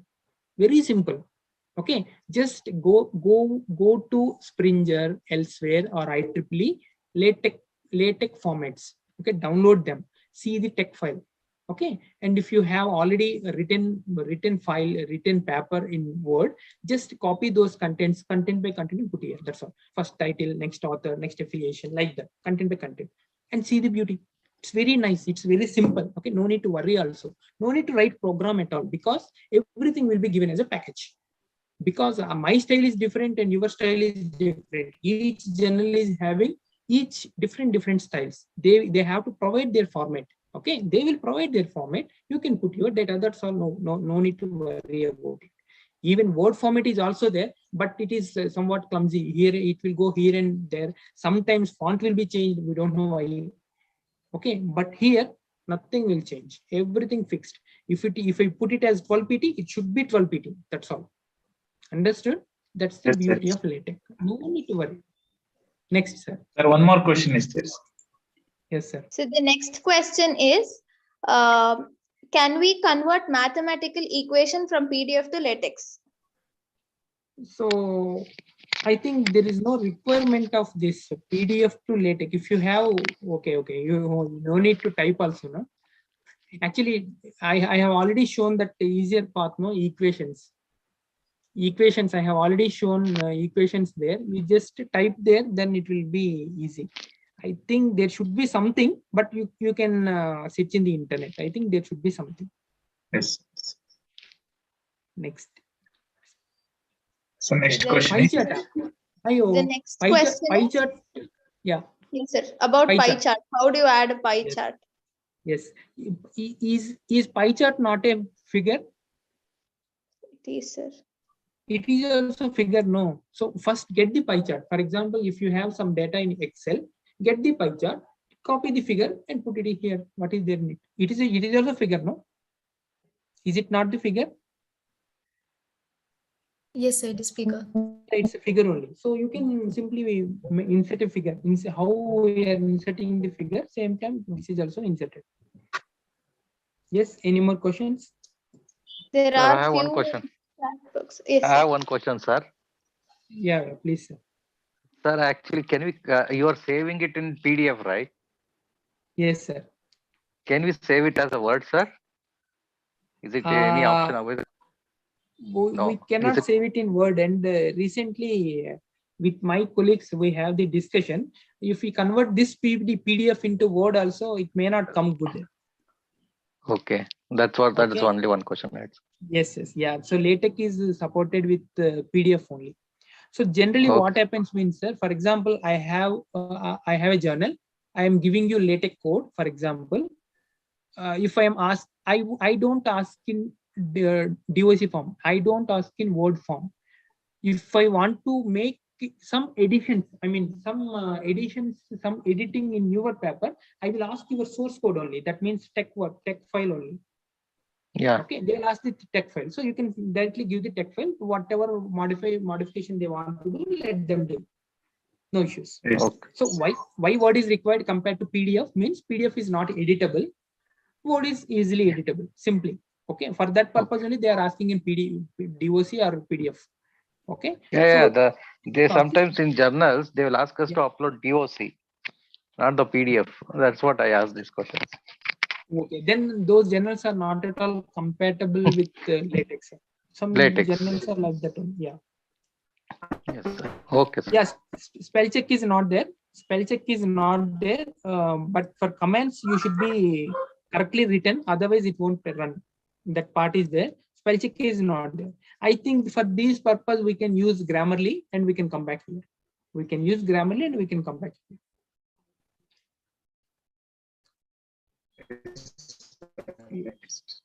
Kirtana? Yeah, Yes. I don't have good knowledge on .sty files, but some books are always available. You can search in the net, and I will also see what are the good books and let you know. Sir. Okay, Yes, sir. any more questions? There was nothing, sir. I guess there are no more questions. Is this software secure? That is another question. Is this software? Secure. Which software To be you are sec- asking? Why to be Latex software. secure? Sir. They've asked like whether the latex software is secure. I guess maybe about the data that they type. They're asking about that. I guess.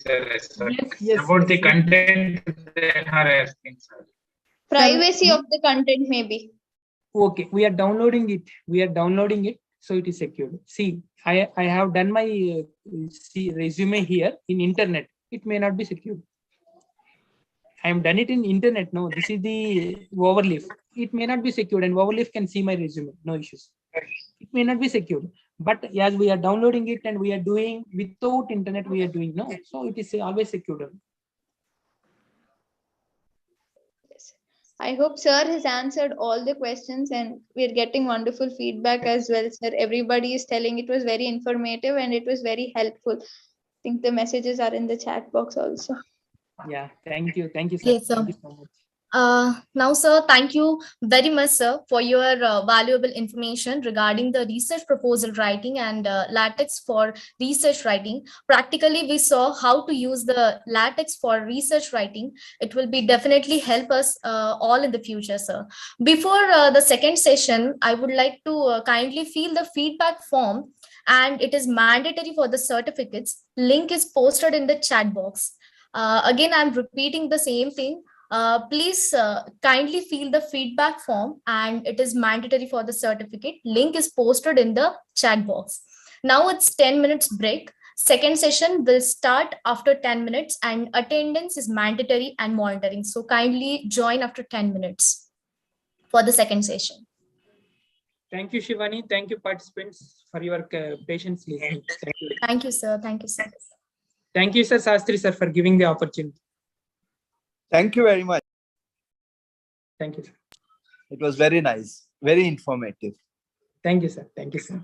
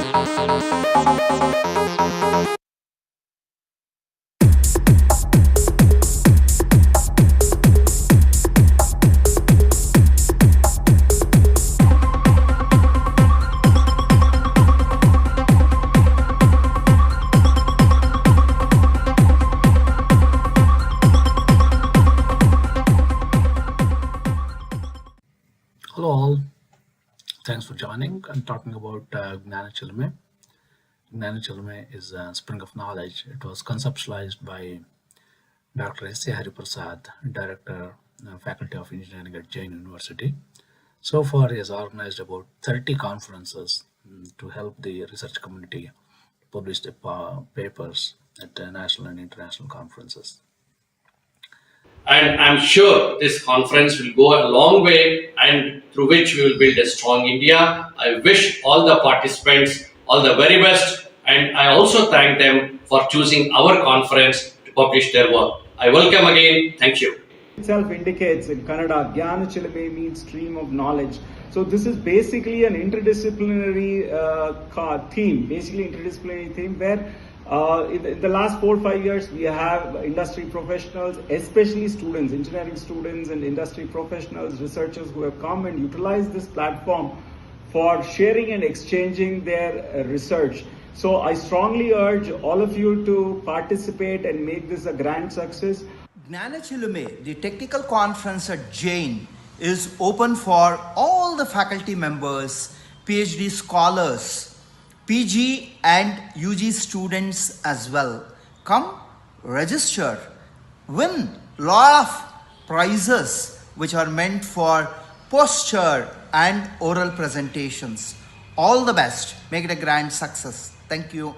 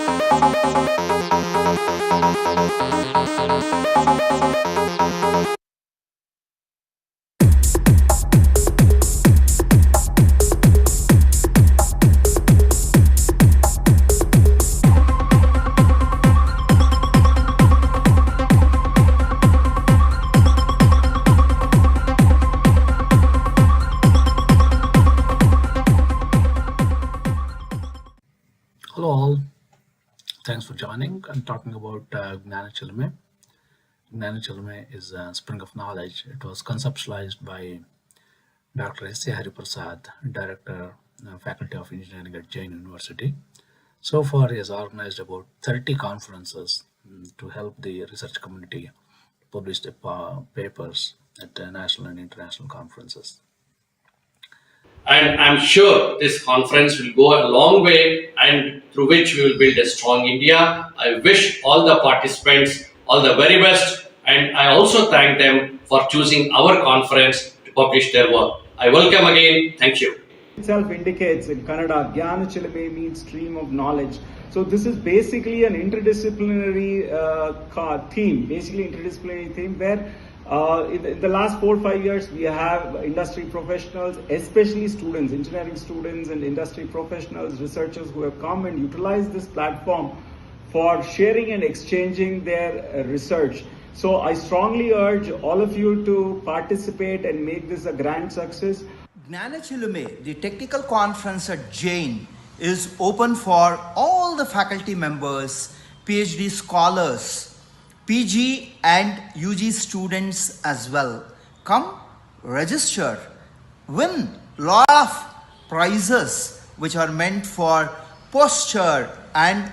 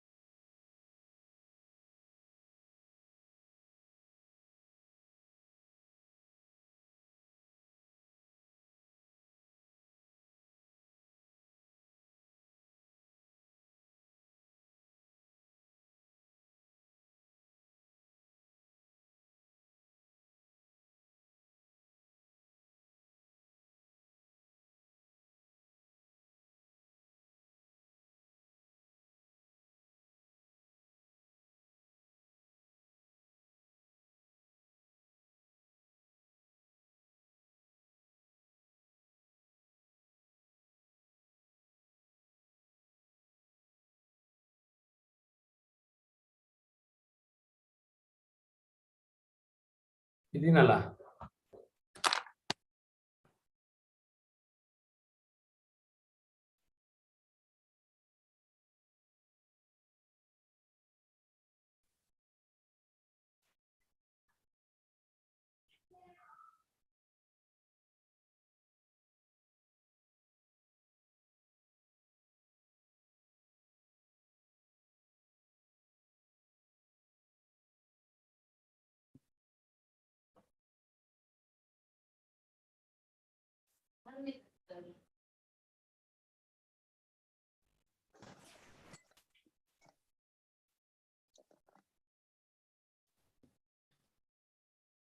Okay, so again, I'm welcoming all of you over here.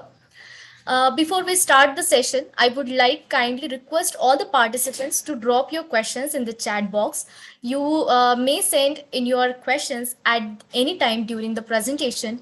We will collect these and address them during the question and answer session at the end of the today's presentation. So, to gain more knowledge about the research proposal writing, with a big applause, I would like to call Dr. S. A. Hariprasad sir to share his knowledge and experience on today's topic. Hello. Good evening, sir. Good evening to all.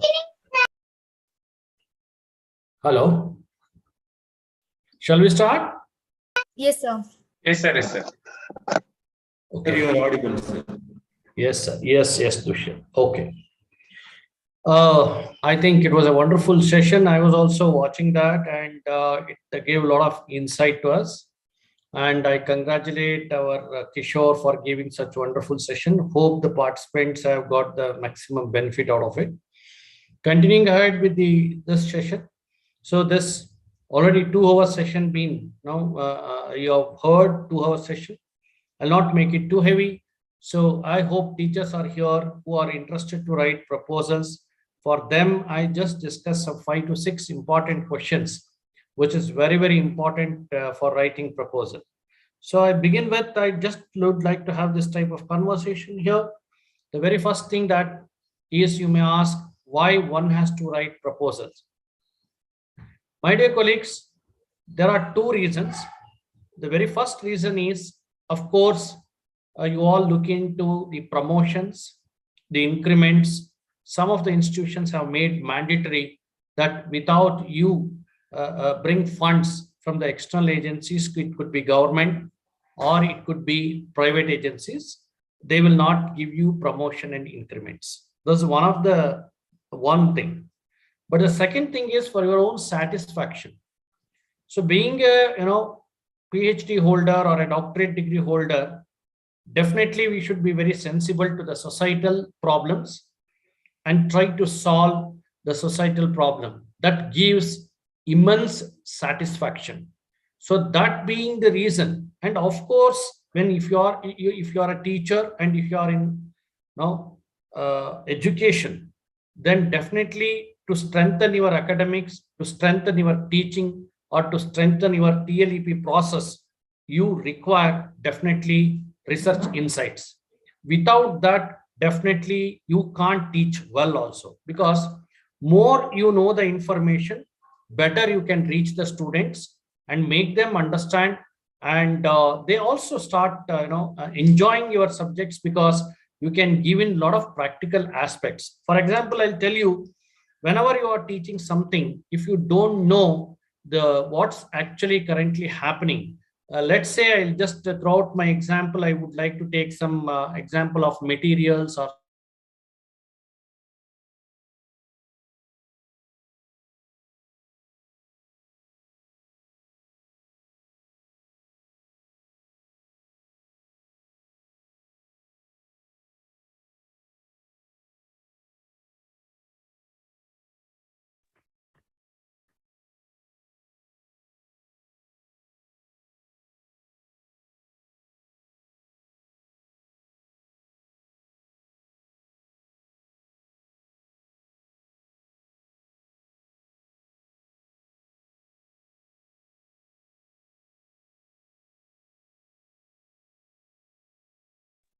Sorry for the inconvenience. There is Sir, you are not audible, sir. Yeah, Not one audible, minute. not network issue.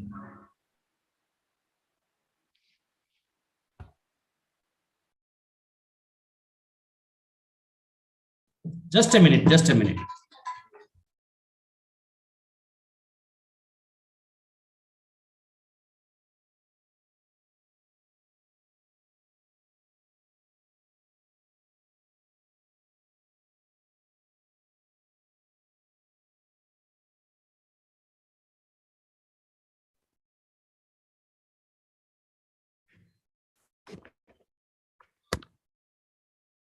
Now, am I audible now?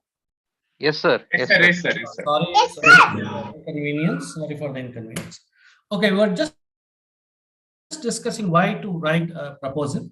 So the first thing that I told, it is for your career prospects. That means you want to move through the next step, one step to the next step, promotions, increments, etc. The second I was discussing for self-satisfaction. So being a doctorate degree holder, definitely would like to solve the societal problems. So that being the reason, you may have to bring in funds. So for to solve the problems, obviously you require huge money. So that money, definitely being academic institutions and private managements may not be able to give you. So therefore, you may request funds from the external agencies whom, see, those external agencies will be interested. They will have a problem. They want solutions for their problem, but they may not have time with them to solve that problem. Usually the feel is all the funding agencies are having a feeling that their scientists and then their engineers who are all working there will be very busy in some other activities. So the academic people will be having more time and they can devote more time towards finding solutions for unknown problems. So I was also pointing one more thing. So if you are involved in research, definitely you can deliver better in classrooms. Why? I'll tell you. If you are teaching a subject on materials and you may be just teaching its limitation, its advantage, or its application, and so on, so and so forth, probably you have not, when you're talking about limitation, and already some scientist or researcher might have solved those limitations, and a new material might have come in that place. If you do not know these type of information, obviously students will question you, and they will all have a feeling why actually this type of thing, this material, there will be a lot of 101 questions in their mind. So this is very, very important. So that being the reason, one has to keep very actively involved in research. That is first thing that I'm trying to tell. So that's the answer for the first question, why one has to write a research proposal. Then the second question which comes immediately to my mind is, whenever you are writing a profile, whenever you are writing a proposal for bringing external funds, then question comes is your profile. I have seen many a times the profiles of yours, whatever you write and you send it to the funding agencies, definitely that profiles are not customized. Mean to say, the profiles, whatever you when the problem, whatever you are solving, the problem what you are solving, definitely you must exhibit the competency that you have to solve that problem. So mean to say, your biodata need to be very clear, and one must get confidence. Hey, look, this person is confident, and he's having that required competency and skills to solve the problem what we have. Then only they will give you money. Otherwise, they will not give you money. So therefore, how do you strengthen your biodata? This is a very important thing.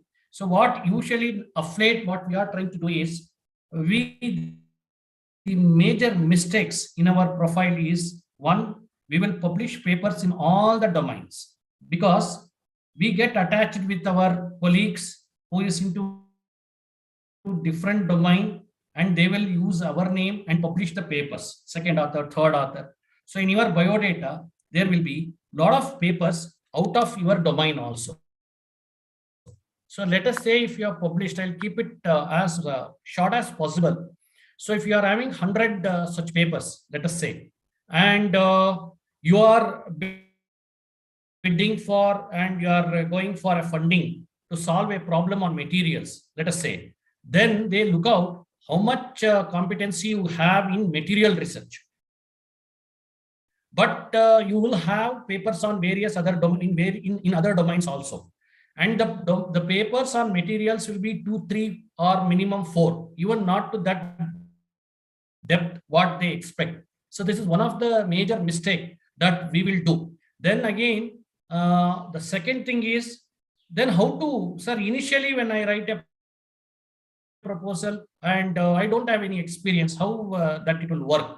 So what you must do is, you must develop proof of concept. Mean to say, if you are interested to develop a new material, let's say anti-corrosion material you are developing, and that anti-corrosion material, why I am trying to say is, suppose if somebody is in requirement of an anti-corrosion material, some agency is in requirement, and you are asking funds from them, and you are telling that I will develop one anti-corrosion material for you, you fund me.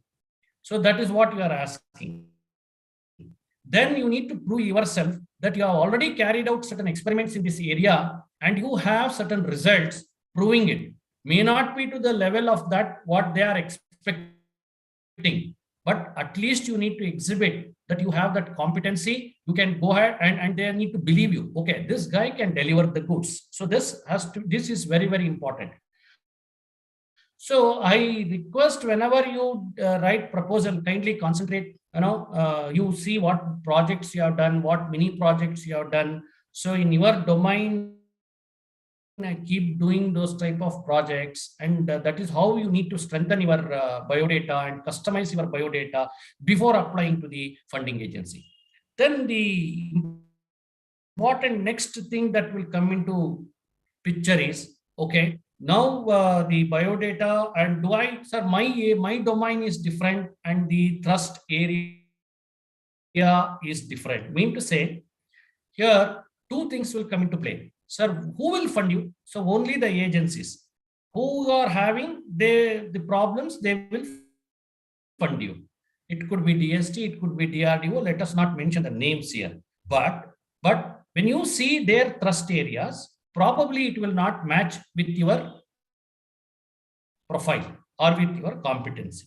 Then what to do? You will start saying, sir, my area is different, but fund is more in materials, but my area is something other domain. So I can't write proposal because I don't have that competency.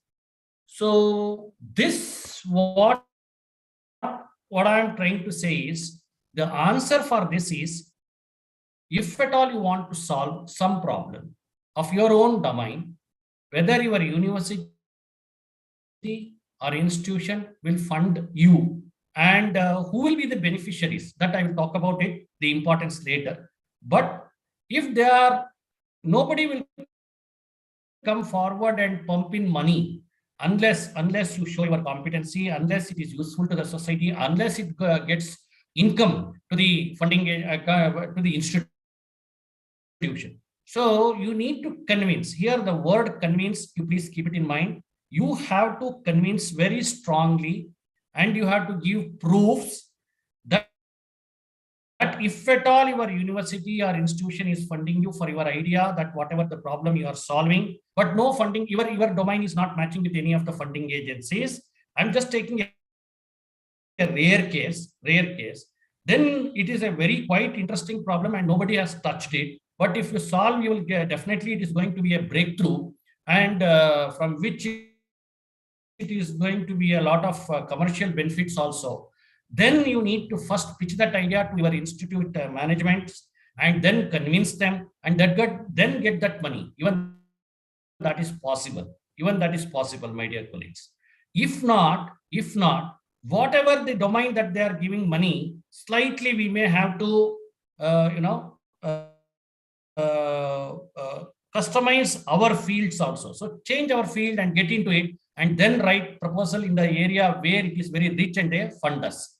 So therefore, the choice for you is, if you are very, very competent and if you are very confident and you are solving a very, very new problem and nobody has touched it, and then definitely there is a lot of commercial help from it, definitely you can go ahead. Not at all a problem. But if you are not very sure and you are just trying something, you are just an amateur, then it is better to look out the funding agencies, which thrust areas they are funding, and then modify a bit to their domain and learn the trade techniques, and then apply for funds. That's a better option. So it's always like that. So therefore, choice is yours. Choice is yours. When you are an amateur, you are a beginner, or just you are a very junior most in the field of getting writing proposals. then you don't have that competency and then proficiency, then what best you need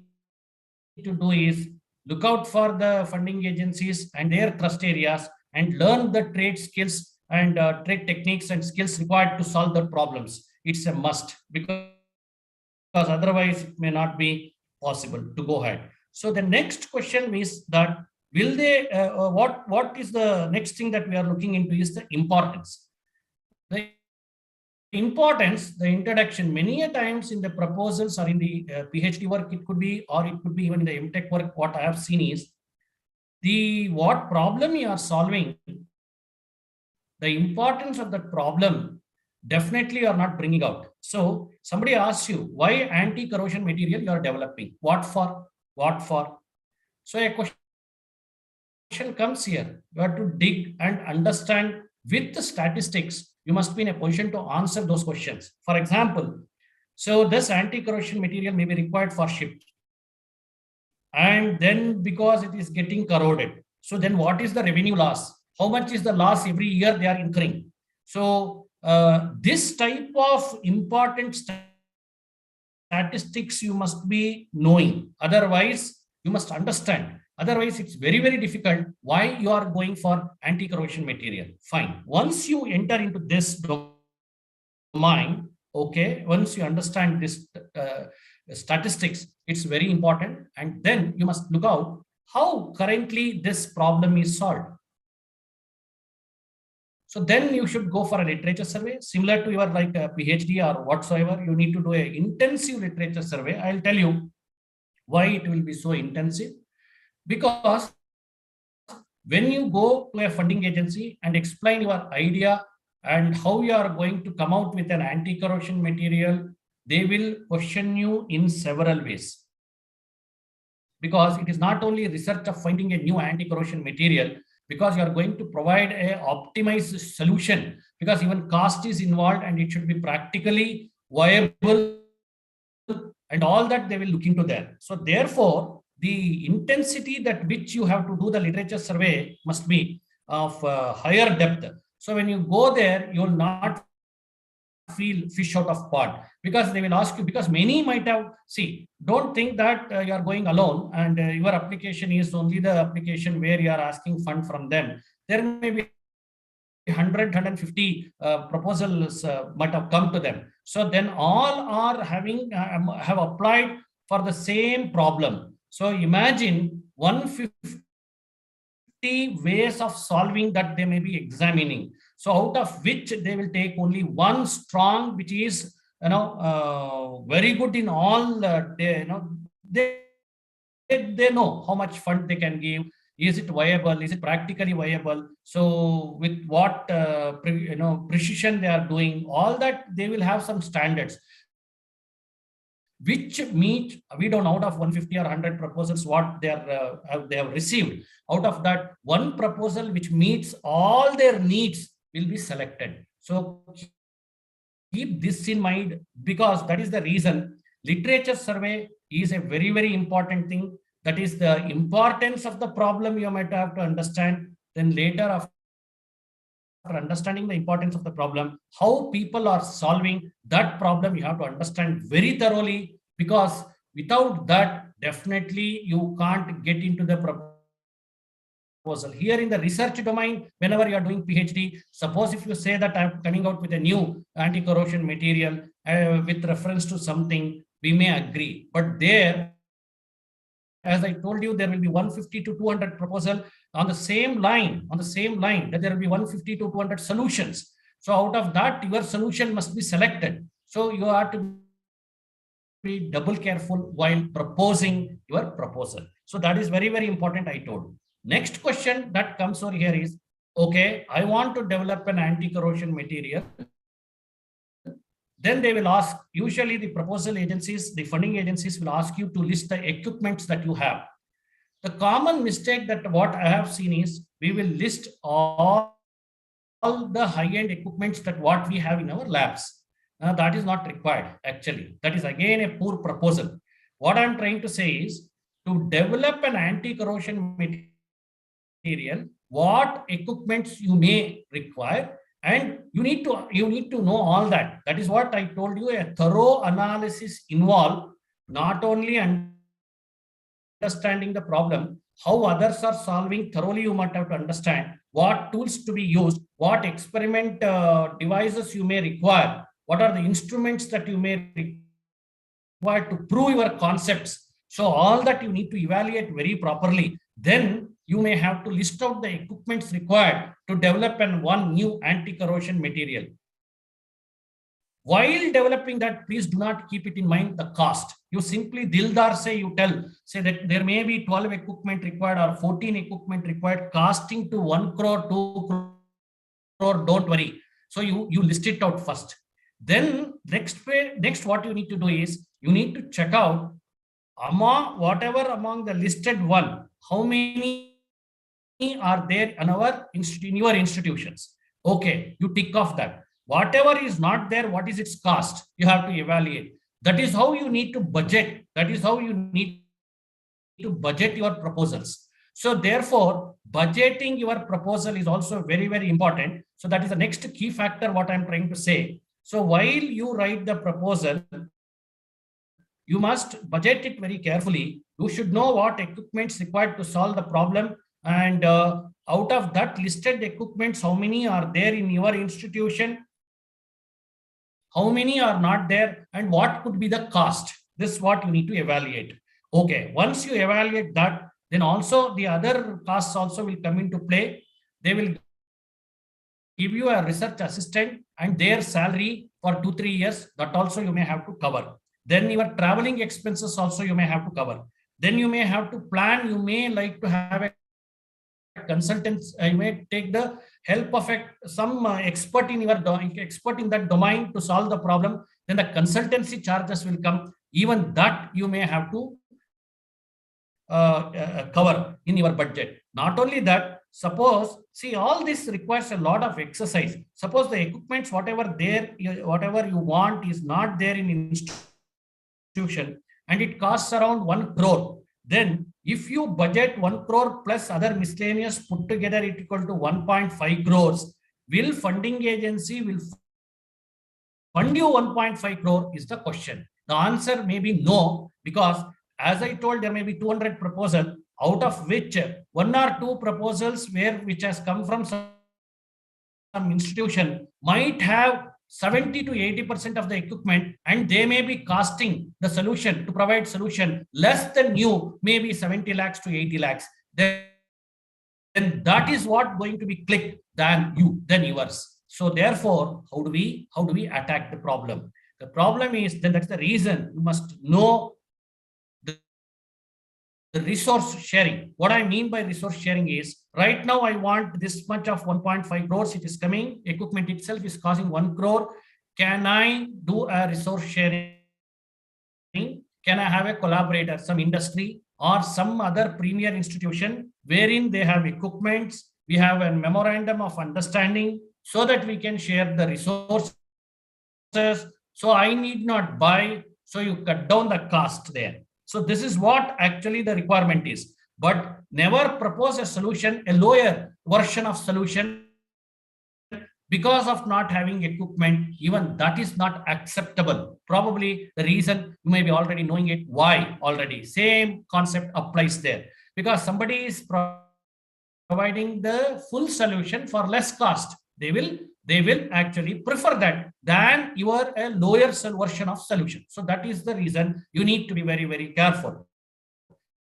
Then of late, now what they are trying to do is, you can bid, you can go in this direction. Suppose in that 1 crore, you can convince your management saying that, so this is going to be a very good solution and this will help our institution in these ways. So for our programs which are currently running, so if you give me, let's say 50 lakhs, I will ask 50 lakhs from the funding agency. So then that will be a sure bet. So other 20, in that 50 also you can say some 25 to 30 lakhs I'm going to get it from IISc, IIT or any such premier institution. We will have an MOU with them. We will share the resource with them. So we will only bid for equipment as 25 lakhs.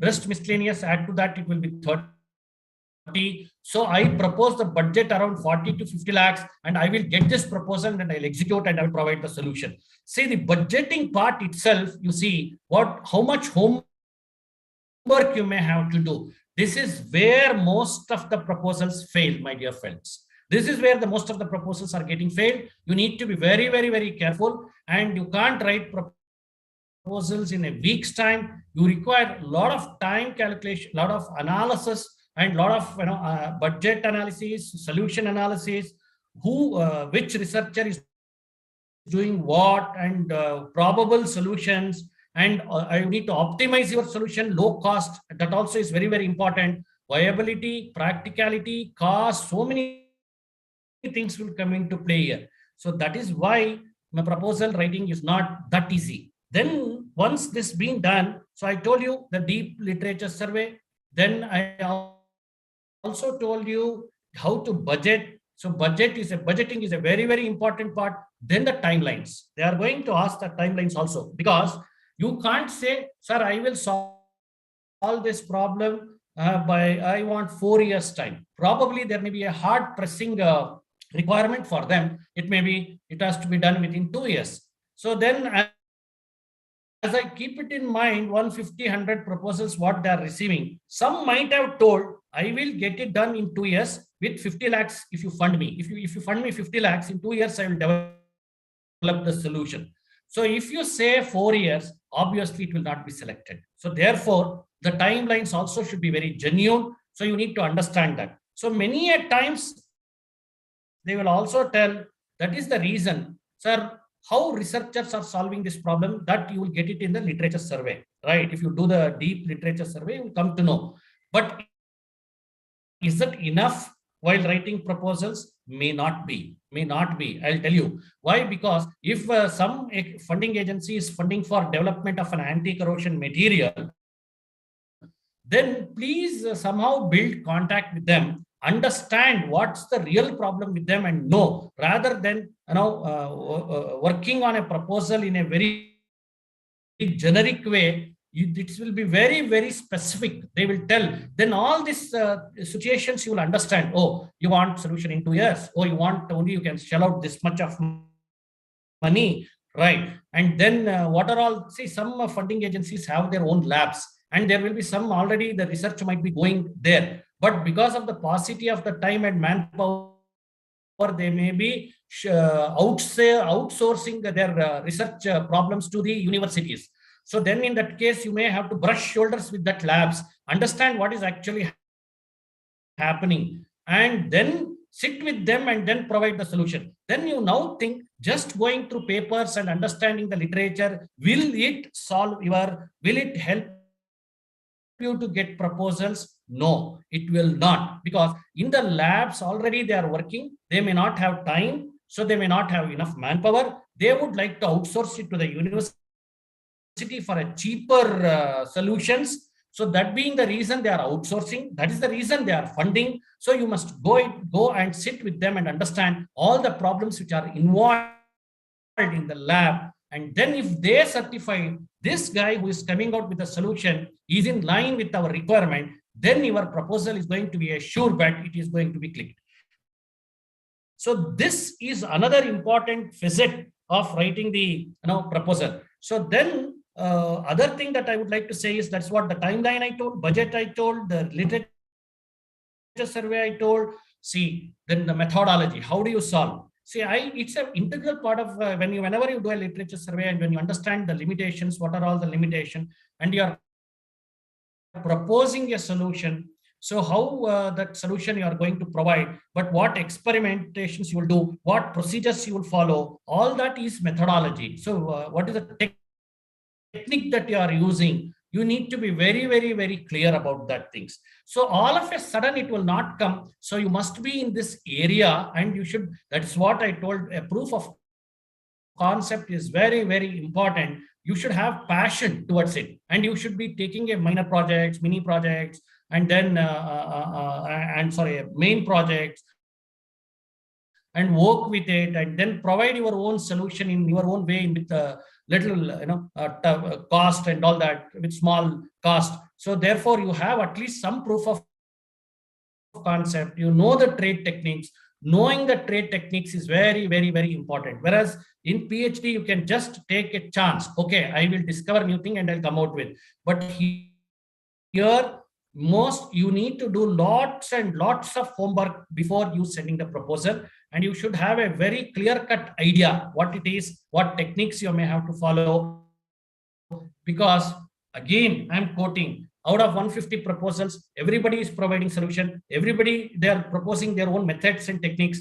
The one who examines your proposals will be of a very good, they have a very good domain knowledge and expertise.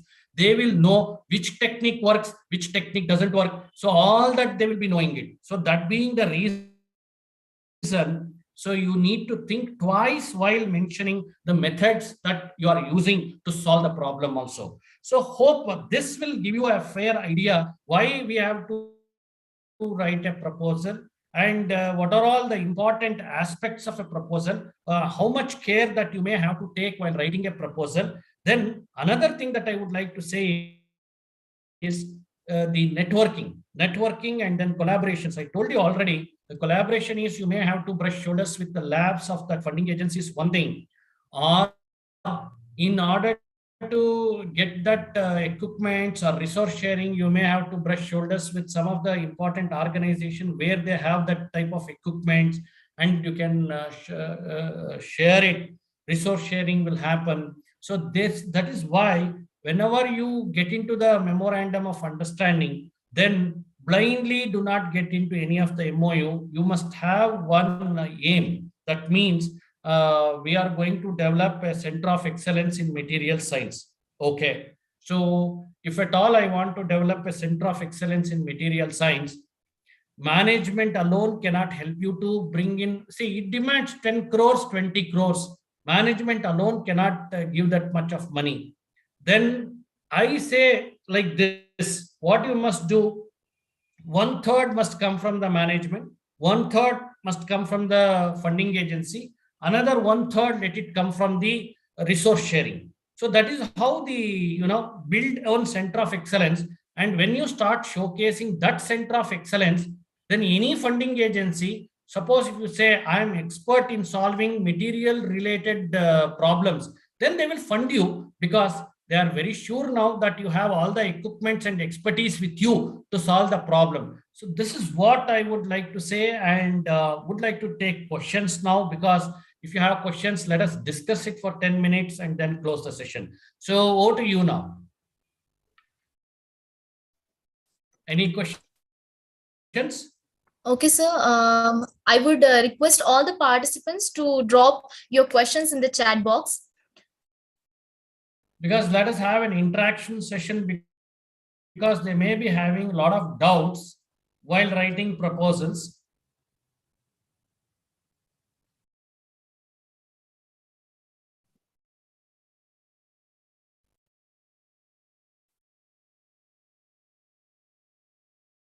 Anybody?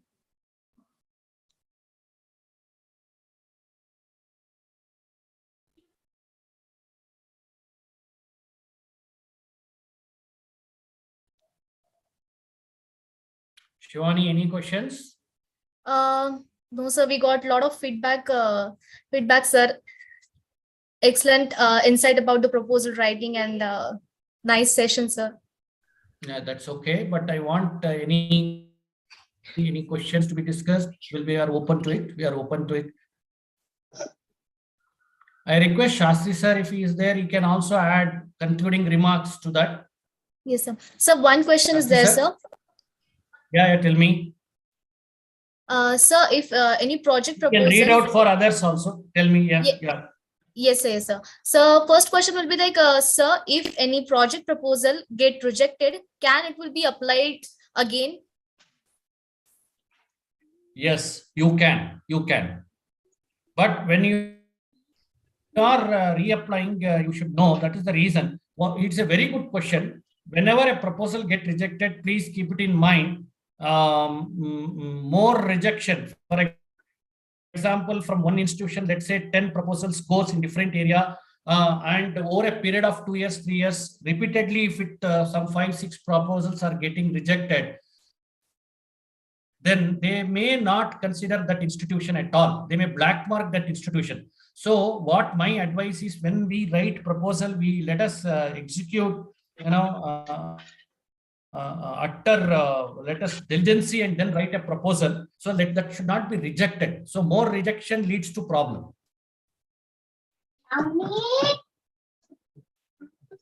Yes, sir. Second question, sir. Is there better to have MVP model before the proposal? Yes.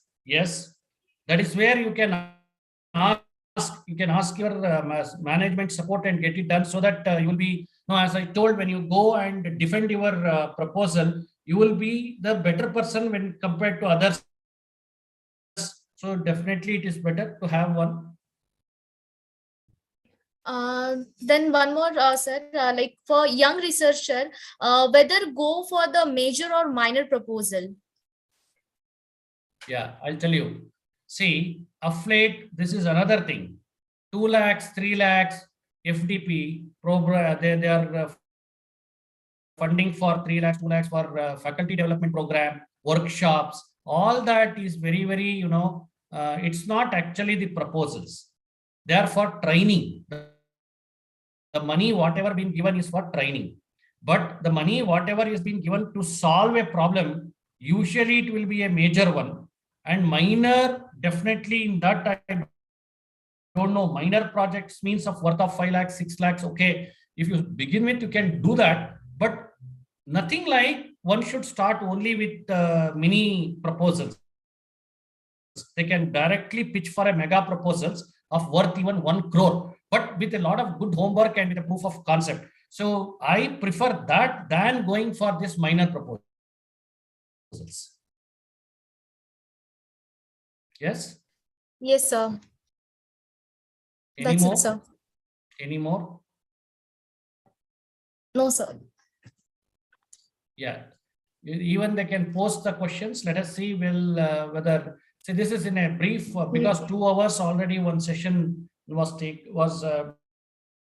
been handled by our Kishore sir, and it was very good, and I don't want to drag too much. And if they want much more details on this, we are just briefed and touched upon the components of very good proposal and common mistakes what we do while writing the proposal. Yes, sir. Okay, sir. Thank you very much, sir, for your valuable information regarding the research proposal writing. Sir covered a lot of important things like budgeting, how to write the literature, what is the methodology, what are the techniques to be followed, networking, collaboration, and regarding the how to write the proposal. Thank you so much, sir, once again, and it will be definitely help us in the future. Again, I'm requesting all the participants. Yes, sir. Again, I'm requesting all the participants kindly fill the feedback form, and it is mandatory for the certificate. Link is posted in the chat box. Thank you. Thank you. Even if MTech students are there, I would like to tell them one important point. How you write proposals and how you write your project reports, because the proposal that whatever you communicate, they will go through. You will not be there to explain what you have written. So my humble appeal to all MTech people over here is, I have heard you people saying that, sir, I have not written that way, sir, please understand. And then you start explaining that to us.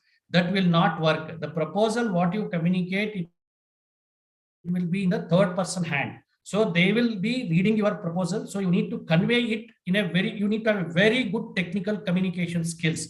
Kindly cultivate good technical communication skills and convey the information in a very crisp and simple way. This is very, very important. Technical communication, report writing is another important facet of all and other important criteria for writing proposals. Okay. Yes, sir. Yes, sir. Yeah. Thank you so much, sir. Yes, sir. Thank you. Now we would like to call Kirtan. Yes, sir. There's one more question in the chat box. Can you just read it for us? Yes, sir. Dushyant sir. Heli. Rasima sir is there. If Chandrasekhar Shastri is there, they can also conclude. So there is one more question, sir. Yeah, tell me, sir. Is there any way to know where the fundings, national fund, national international fundings, which are available? I think that someone has posted Yeah, in chat box. definitely is there. Definitely is there in the Google. If you give the list of funding agencies, it will come. And if you get into the website of their website, they will mention the trust areas. Definitely, please do not get disappointed by seeing those trust areas because it may not match with our competency, as I told in the beginning. But if at all you are interested, just closer to your competency, if any trust areas are there, you need to pick it up and then improve your skills and attempt. That's all I would like to say.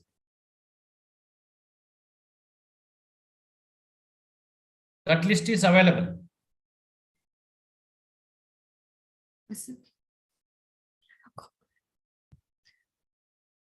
Okay, sir.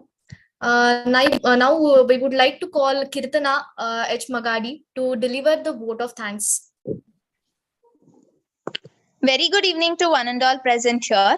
First of all, I would like to give my thanks to our speaker, Dr. S.A. Hariprasad and Dr. Kishore Kumar for gracing today's pre-conference event.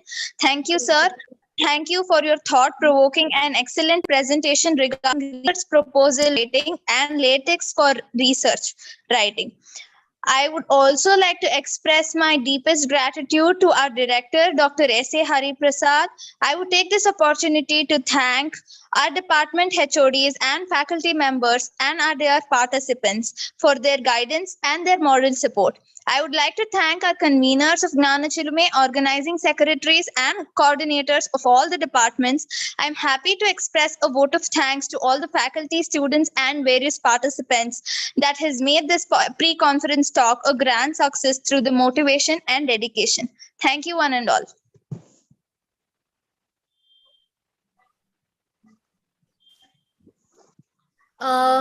Thank you very much. Now we will closing webinar with the national anthem. We would request everyone to stand up for national anthem.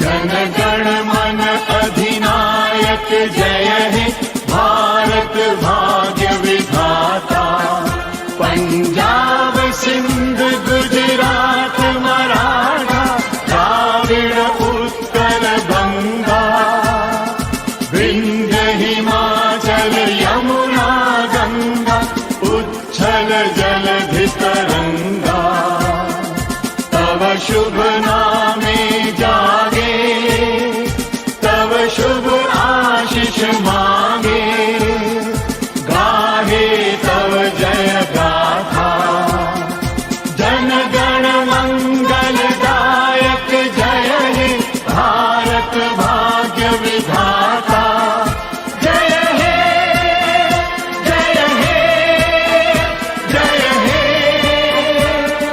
जय जय जय जय हे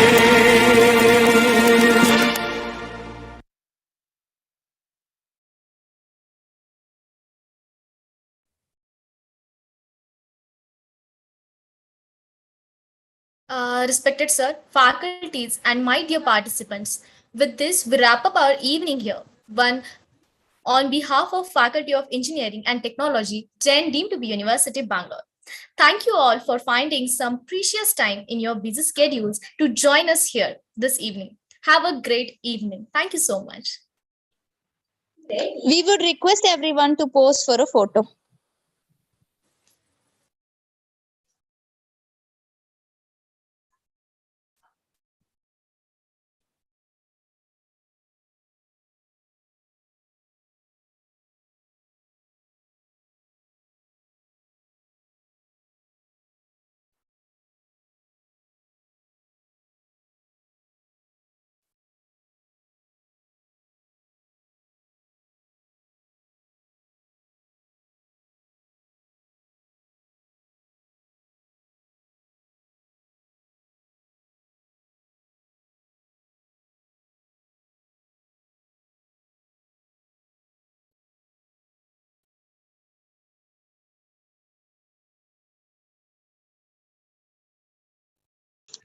thank you